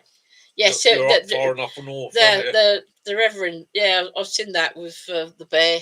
Yeah, With Reverend. Yeah, oh Revenant. That's yes, it. Reverend Yeah, with Leonardo DiCaprio. yeah, Very good. yeah, yeah. It's. I think anything like that in nature, you got to have respect for. I mean, somebody tried to pick me up the other week, so they watched one of my old videos. And we talked about. There was a chap that was reckoning he'd been attacked by a deer. And I said, look, I've spent many years working round deer, with deer, and in both rescue and humane dispatch. And you're not going to get attacked by a deer. Unless, and I did put the stipulation at the time, Sharknado. Near as bad as snakes on a plane. unless you're around red deer and large deer species in the rut. And the guy came back to me recently. In fact, I think it was about 2 weeks ago, and said, "Oh, see, Mickey, you said people never been attacked by a deer." And it was a woman had been attacked by a red deer. No, it was a gentleman, wasn't it? Attacked by a red deer stag in a park. And I said, "Yes, it's a red deer, and it was in the rut." At that time, like with a lot of species, the males in the rut are very aggressive and very dangerous because they become driven to drive off anything that is a threat to their females. They literally their sexual drive's that high that any other deer they're going to fight to the death or drive it off to protect their deer. And sometimes they get a bit confused and they will attack people. So again, it was that point. You've got to be respectful of all things. Bambi is not always kind and gentle. And again, if you've got wounded deer, even the smallest species, Chinese and muntjac, they are dangerous in confined spaces. If you try picking up and putting a boot in a car and it lashes out, that hoof has a potentiality of eviscerating you completely. So you've got to be respectful Ali's of all these asking things. about anyone ever bought a tarp off Timu. We have had a couple of tarps we've used outside. We've got one of the net ones, haven't we, at the moment? Yeah.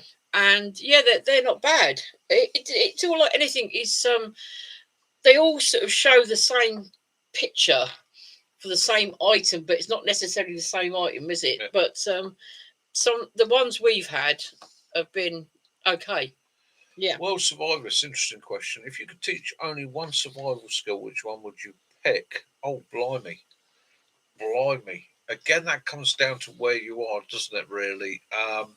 If you could only teach one skill, I would suppose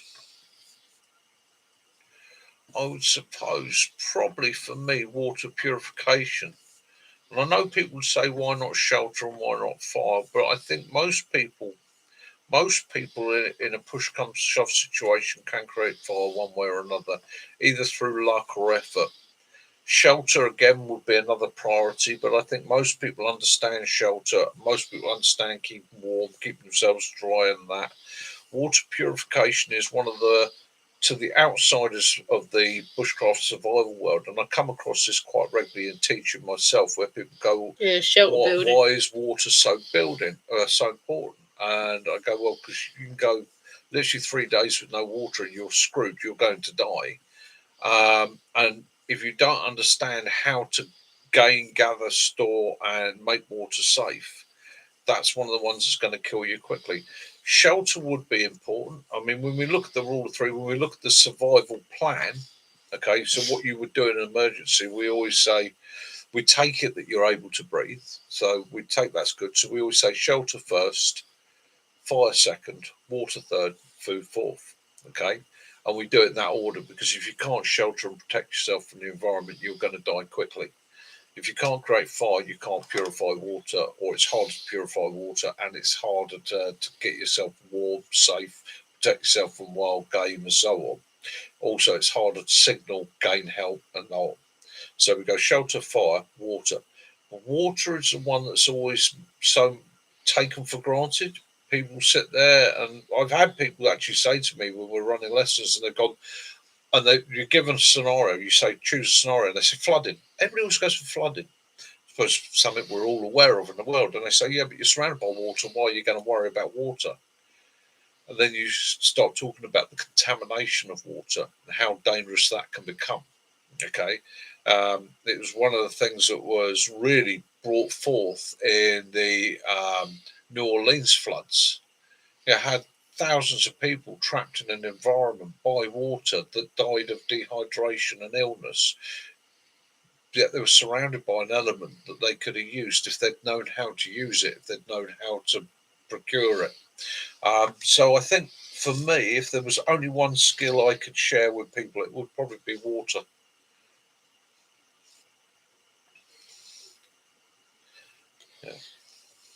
Yeah, Ali, they're like again, eBay really, because although it's China, some of their places are actually in the UK, but they do a similar thing, as I say, to eBay. They have a cheaper postage. So sometimes if you don't like something, you say, it's not what I quite well thought it was, they'll refund your money and say, we'll keep it or throw it away, whatever. So, yeah. Yeah. And again, if and again, I know some people are going to say, fire and shelter. I personally think that most people, I'm not saying everybody, I think most people, if you put them into a situation and they use their brain, they will provide themselves with shelter, warmth, and fire. I'm pretty sure of that. I mean, if you say to people, and I quite often say in lessons, I take a group of people out that it's their first time out in the woods, it's their first time hitting this subject, and I say to them, how would you make fire? Nearly every single one of them talks about friction fire. They've all got an idea of how friction fire works. So it means that the basics of fire building, although they might not be brilliant, they might not be very good at it. They will probably get it with perseverance. What I tend to do is I tend to take them out, give them scenarios in the training, and scenarios are usually based about what they're going to do. So a lot of the people I train are people that are maybe going on expeditions. So they might be going on an expedition to Africa. They might be going on an expedition to the Arctic. So then I have to look at what equipment, what vehicles, what supplies they're carrying with them. And this is a big thing. Again, we try and teach in our survival training is it's fine to have all this knowledge and rest of it, but if you're planning something, it's about having the gear and the equipment with you to make life easier. The knowledge is the key, but you can then, once you've got that knowledge, make life simpler with a few tools. A simple tarp will make the difference between wet, cold, dry, being affected by the wind. We all see people going out with these absolutely fantastic, I'm not knocking it, fantastic tents and all that sort. But if you really want to experience wild camping, go out with just a tarp, right? Make a tarp tent if you're out in the open, or make a tarp shelter. Learn to use those basic bits of kit to make something that really works. Learn to carry, a simple thing like that with a whistle and a fire striker on it. Suddenly you go from somebody struggling to make fire to somebody that can definitely make fire. Okay, so it's that mindset. It's having that mindset, and then giving yourself a few tools to actually make it easy. Everyone had their set go-to thing. Yeah. Then, as a group, you covered everything. Yeah, and it comes down to time. Time is your biggest enemy. In any survival situation, long periods doing nothing create boredom, cause frustration, make the time drag out, cause depression. Being busy, being able to do things, keep you going. But there is also the frustration side of it. So you can say, I can teach somebody to do bow drill. Okay. Now, as we all well know, bow drill, very effective system for lighting a fire. Once you've got the technique, once you've learned the technique, majority of people I teach aren't going to go away and practice those techniques. So what I have to apply to them is a technique that's going to be simple, easy, and effective. So and I've probably actually caused the supplier of these in Amazon to make more money off of me than anybody else. So if they're out there watching this at any time, you owe me. So that is just an emergency whistle. Quite high pitched. It Right, well, carries well in woodlands and the rest of it. The bonus with that, yeah, exactly. Don't panic. The bonus of that is Oh, it's got a fucking fire hell. striker Not on the it. paper. Okay, now that's just a ferro rod. But that simple I'm little with you, piece, Ali. that simple little piece of equipment there is one thing I recommend for them to stick on a chain like that and carry with them. Okay, and you can back it up. So I back it up with just a little micro light there, which I can hold between my teeth to see what I'm doing.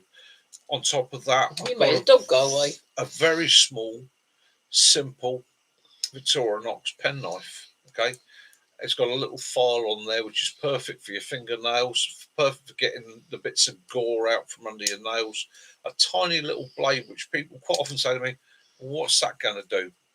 But it do any job I want it to do as long as I put my mind to it. And probably more importantly than anything else on it, it's got a little pair of tweezers and a little toothpick. Now, that little pair of tweezers I use probably once or twice a week, but the whole thing, lives around there and is never off me. It's everywhere with me, and that's the secret. Is you put together a piece of equipment like that, and it becomes part of you.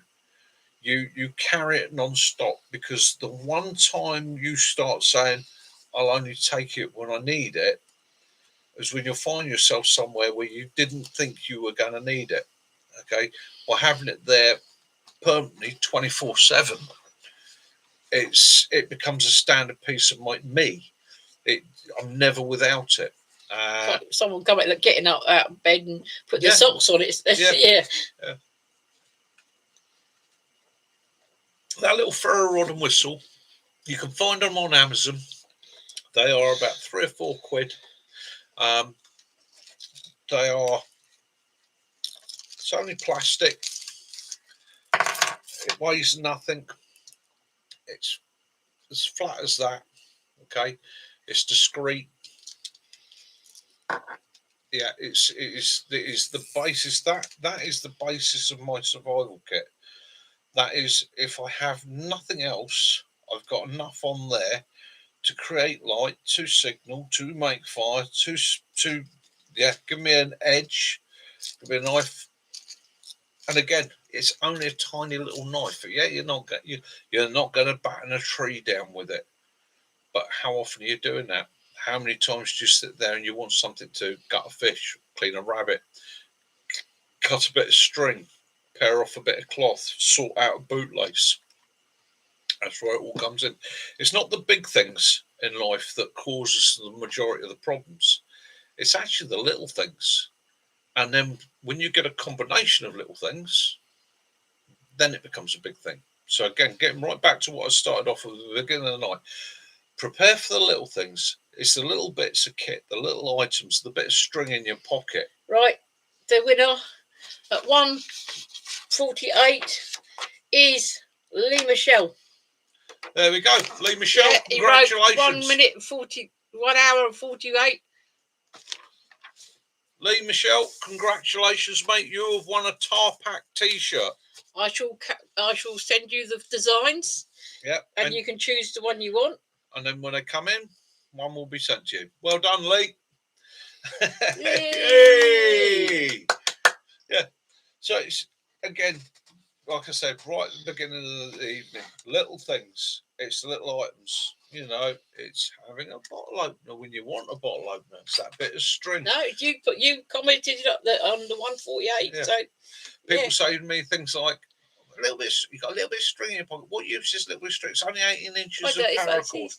18 inches of paracord makes 2 bootlaces. If you've got bootlace snapped, it's the biggest pain in the arse in the world. Okay, 36 inches of paracord rolled up will replace a belt or a bootlace, or make a bowstring for a bow drill. So little things add up, sort out big problems. big problems can quite often be broken down to little things. Simple as that. So that's just a mindset thing for you to maybe go away and think about. I may be completely wrong. You might sit there and think, Nick, you've just talked a whole evening and waffled absolute rollicks. But again, it's how I break it down in my head. Is sort the little problems. Okay, the little problems can be are the most likely to occur, the most likely to happen, and the biggest pain in the asses, and will escalate into becoming big problems. And a prime example of that, my really good mate, Mr. Lee Roberts. For any of you that have seen his videos where he walked the South Downs Way, is your Wookiee friend. A simple change of the socks that he normally wore to a new pair of walking socks created no end of pain, suffering, and issues for him. Yeah, he manned it up and got through it, which was absolutely amazing. Yeah, he is definitely Mummy's special little boy. Oh, and yours, Daddy's. Yeah. He won't come on my. He'll come up in your lap for a cuddle. Yeah, good little lad, isn't he? Yeah, he is. Yeah, definitely, Lee. Definitely, you can strip your paracord down, section it off. You know, me, bit of bank line. Love a bit of bank line. Carry 36 inches of bank line, takes no space, roll it up, stick it in a pocket, makes a great bootlace. He's wearing his. What's wrong? Makes a really good slingshot as well. Yeah, he started early and he's. Yeah. Because he has to wear a bandana every day. Yeah, Kaz got him a bandana with his name on it, and now it's grown into. We take it off at night, or if I take it off, watch the dog's face. I'll take it off of him. Right, where's he looking?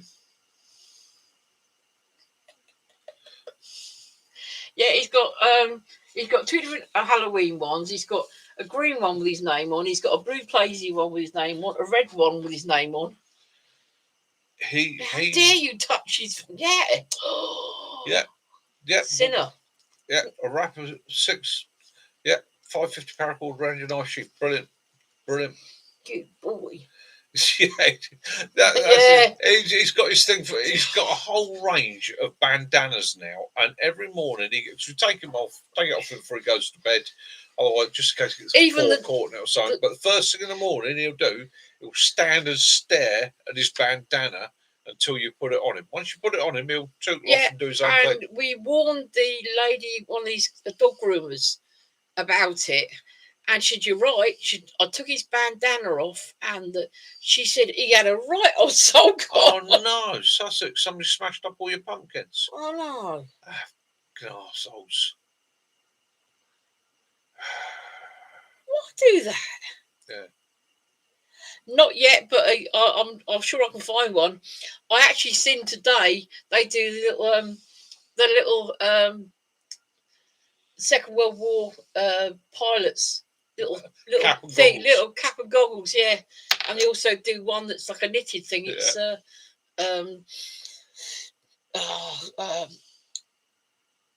what's the little from Star Wars? Oh, the little Ali. green one. Ali. Oh.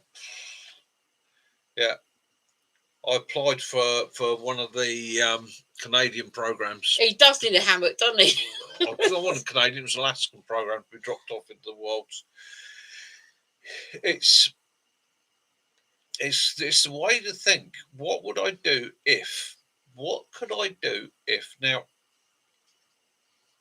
I will say this: any of you has the ability to survive in a survival situation. It's all mindset. You've got the skill sets. Or Yoda. It's the build up, the practice. It's knowing the environment, and this is the key secret. I can take anybody and drop them in their environment, and they will survive. Okay, you will survive. There's no two ways about it. You will survive. You've got to. Every time I've gone into a different environment, I've had to study and learn and become informed on that environment. There are so many variables and parameters that you've got to be prepared for. You're not going to find all the plants that you're used to. the weather conditions, the environment, which way does the wind come in from, which way does the rain come in from, when does the temperature drop, when does it rise, what's the tide like, Does it what are the freeze at night? animals, Does it not freeze Yeah. at night? Yeah. what plants are edible, what plants are medicinal, what plants are toxic. So again, it's one of those, if you study, gain the information, you can pretty much survive anywhere. In fact, you can survive anywhere. 99% of it is it's that's the thing you have to beat. 10 and- days, 10 Max put 10 days, 10 tins of beans, 10 tins of spam, sorted. Yeah, it's one of the things we teach people. It's a mindset thing. Anywhere you go in the world, with the exception of Antarctica, people survive. People live. Yeah. Yeah, I've got to get a new one. People survive and people live. Okay, and quite often thrive. Why?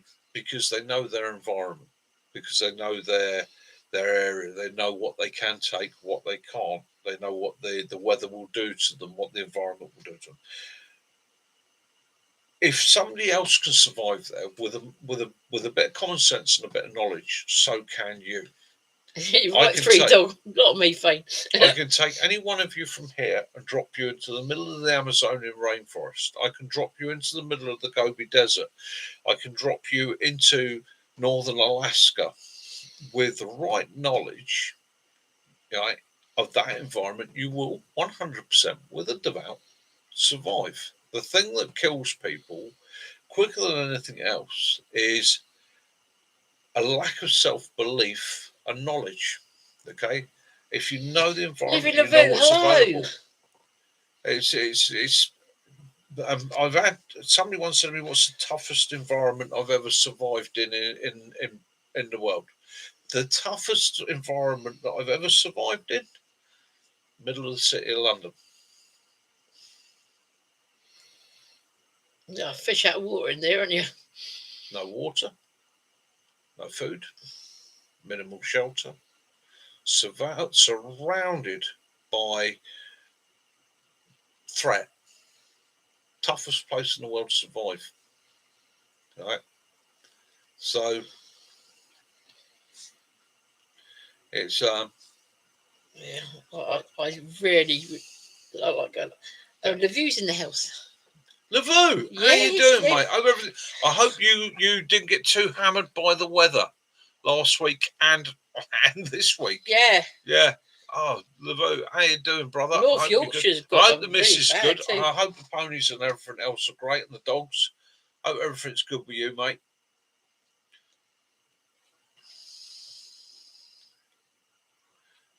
Hope you're really, really good.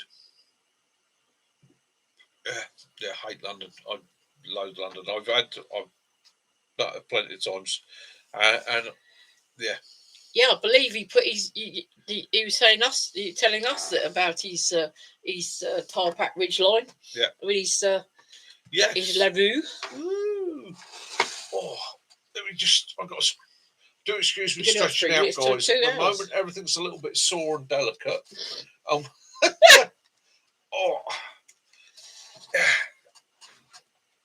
But again, good news. It's all working. In fact, it's working better than it did.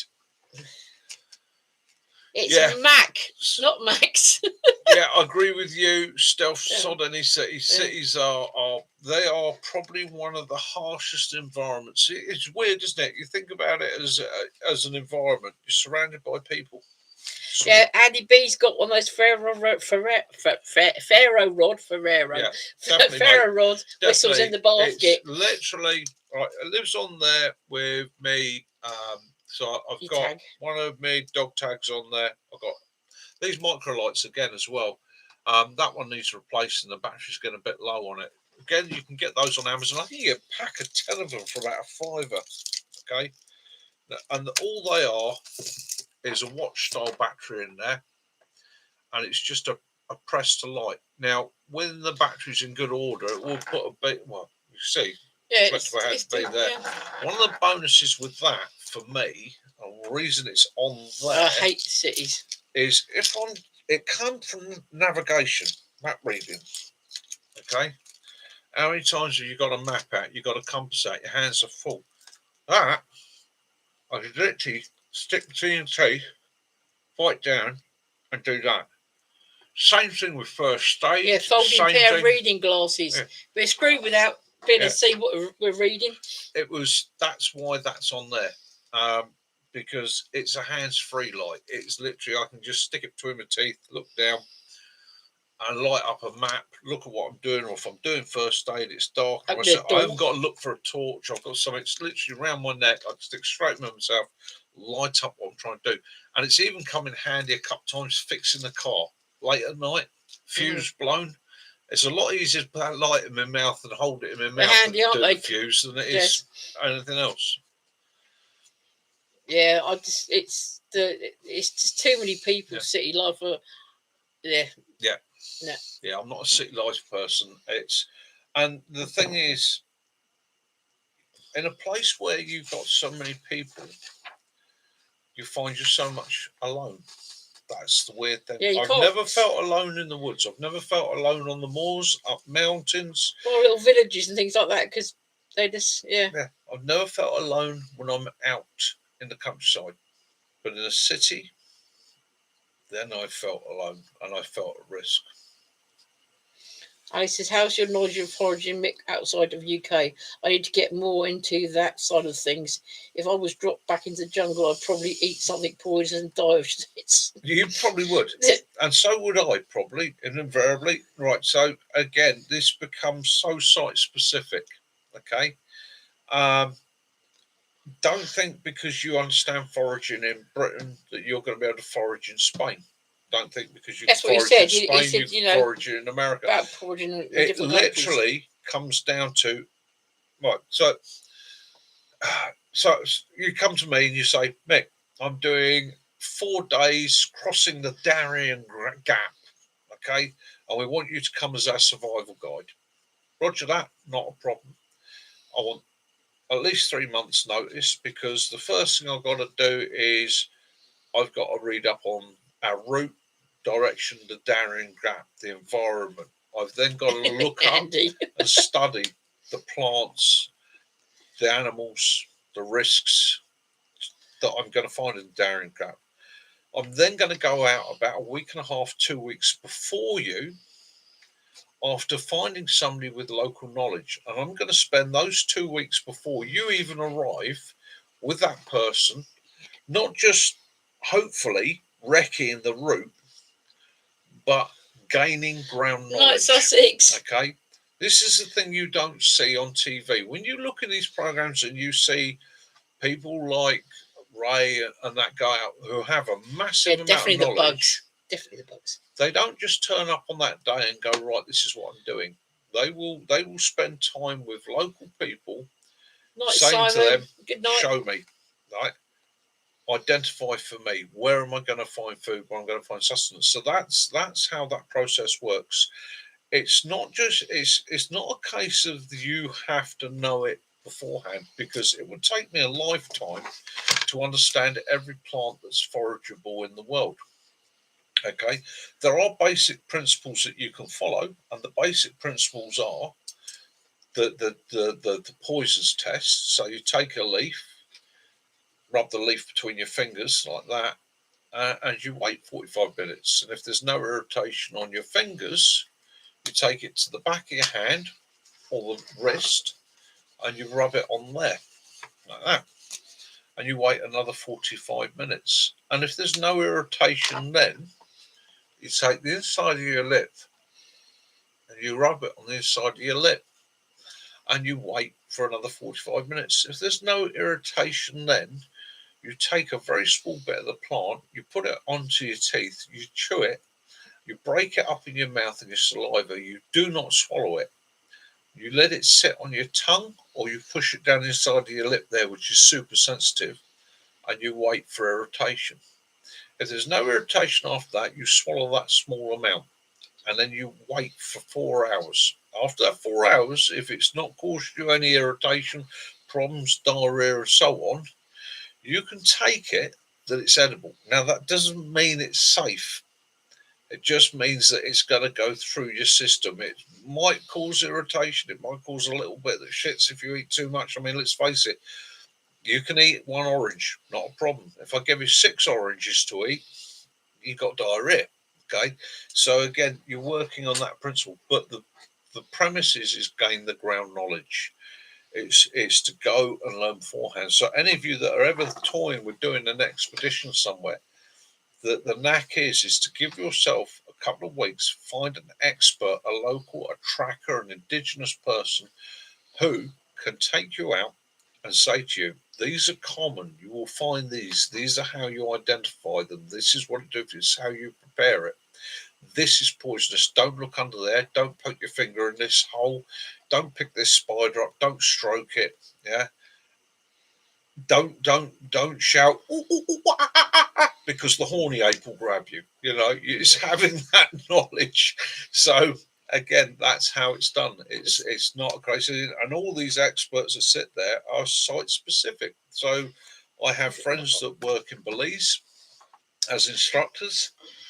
They can walk through the jungle there and go this, that, and that. There's several plants I can recognise out there. But the truth of the matter is, I'd want to spend a week or two with them, going right. What am I looking for? Yeah.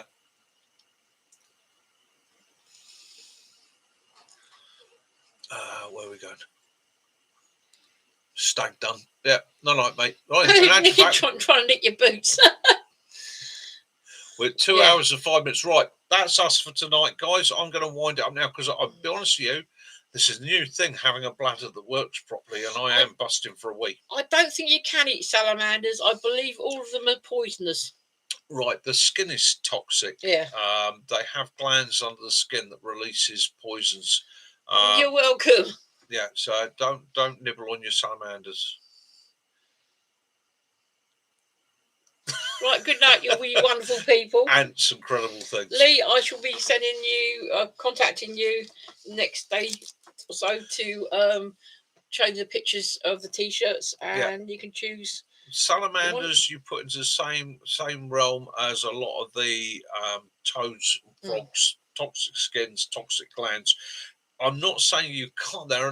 There's probably parts of the salamander. There's probably ways of preparing it. There's probably methods that the indigenous people are aware of in an emergency to eat it. They cook their tarantulas in clay and things like that. Yeah. But you've got to have that knowledge. I personally wouldn't pick one up or handle one just purely simply because what I know of a lot of, especially the very pretty amphibians and reptiles, bright coloured ones. Yeah, they is toxic, and it's like this old thing I often hear about people like good old bear. Yeah, grab yourself a snake, have a nibble on a snake. Not all snakes are poisonous. Guarantee you that. But it's a known fact. There's not a snake in the world that isn't carrying salmonella. Okay, it's literally something they carry on their skin, in their body. It doesn't affect them, doesn't make them ill, doesn't bother them, but they carry it. It's got to be prepared. It's got to be cooked properly. Cooked properly and prepared, it's disgusting, but it's edible. All right, get your protein. So again, stay safe, Jason. Night, Will's Way. Nice to see you with us again. Well done, Lee. Yeah, mate, night, definitely make sure you get the picture. Lee, take care. Kiwi, have a good one. Lavu, bless you, my friend. Kiwi. Hope you're all good, you and your family. Jason, good night, mate. Take care. Yeah. I'm glad I entertained. And again, I may be wrong with salamander. There may be species of salamander you can eat. It's not something I've really looked into. And if you do find that there is one, a nice salamander salad. Yeah, if you find from the locals there is a particular salamander that is delicious, let me know. I'd be interested to learn. Well, survivalists, thank you for sharing with us tonight. It's been excellent. Glad you enjoyed it. Jess, take care. Ali, blessings to you, my friend. I hope you're feeling better. I hope things get better for you soon. I know you've been having a rough couple of weeks, and my thoughts and prayers go with you, my friend. Mac, excellent. Catch you later, men. Yeah, mate. Bill or Bob, 67. Definitely fare thee well. Bill, big hugs to you, bro. Thank you for all the support. Much appreciated. Lee Michelle, Yeah, you're a winner, mate. Yeah. You're always a winner in my book. Anyhow, who else have we got there? Tesco meal deal. We've got Bill, we've got Dirty Faces. Yeah, Dirty Faces. Bob. Oh, Dirty Faces, my first. Dirty Faces, the first. Any comment, innit? Always Dirty Faces. I'm pretty sure the guy's stalking me, but there we go. Only joking. Like, well, have a good week. Right, as we always say, love from us from here at Hampshire Outdoors and Survival, from me, Kaz, And Willow, the grumbling thing under the and table. from Max, Jason there, and everybody else. Have an absolutely fantastic week. So I'm waffling now, guys. I've just realised this cider is 6.8. You're on your second one. You're having one. I know, naughty Mickey, bad Mickey. Anyhow, love those you do, forgive those you don't, and as always, may peace and light be upon you all. Until next Sunday, guys, take care, have fun. Mickey out. Speak to you later. You should go on your own one. Yeah,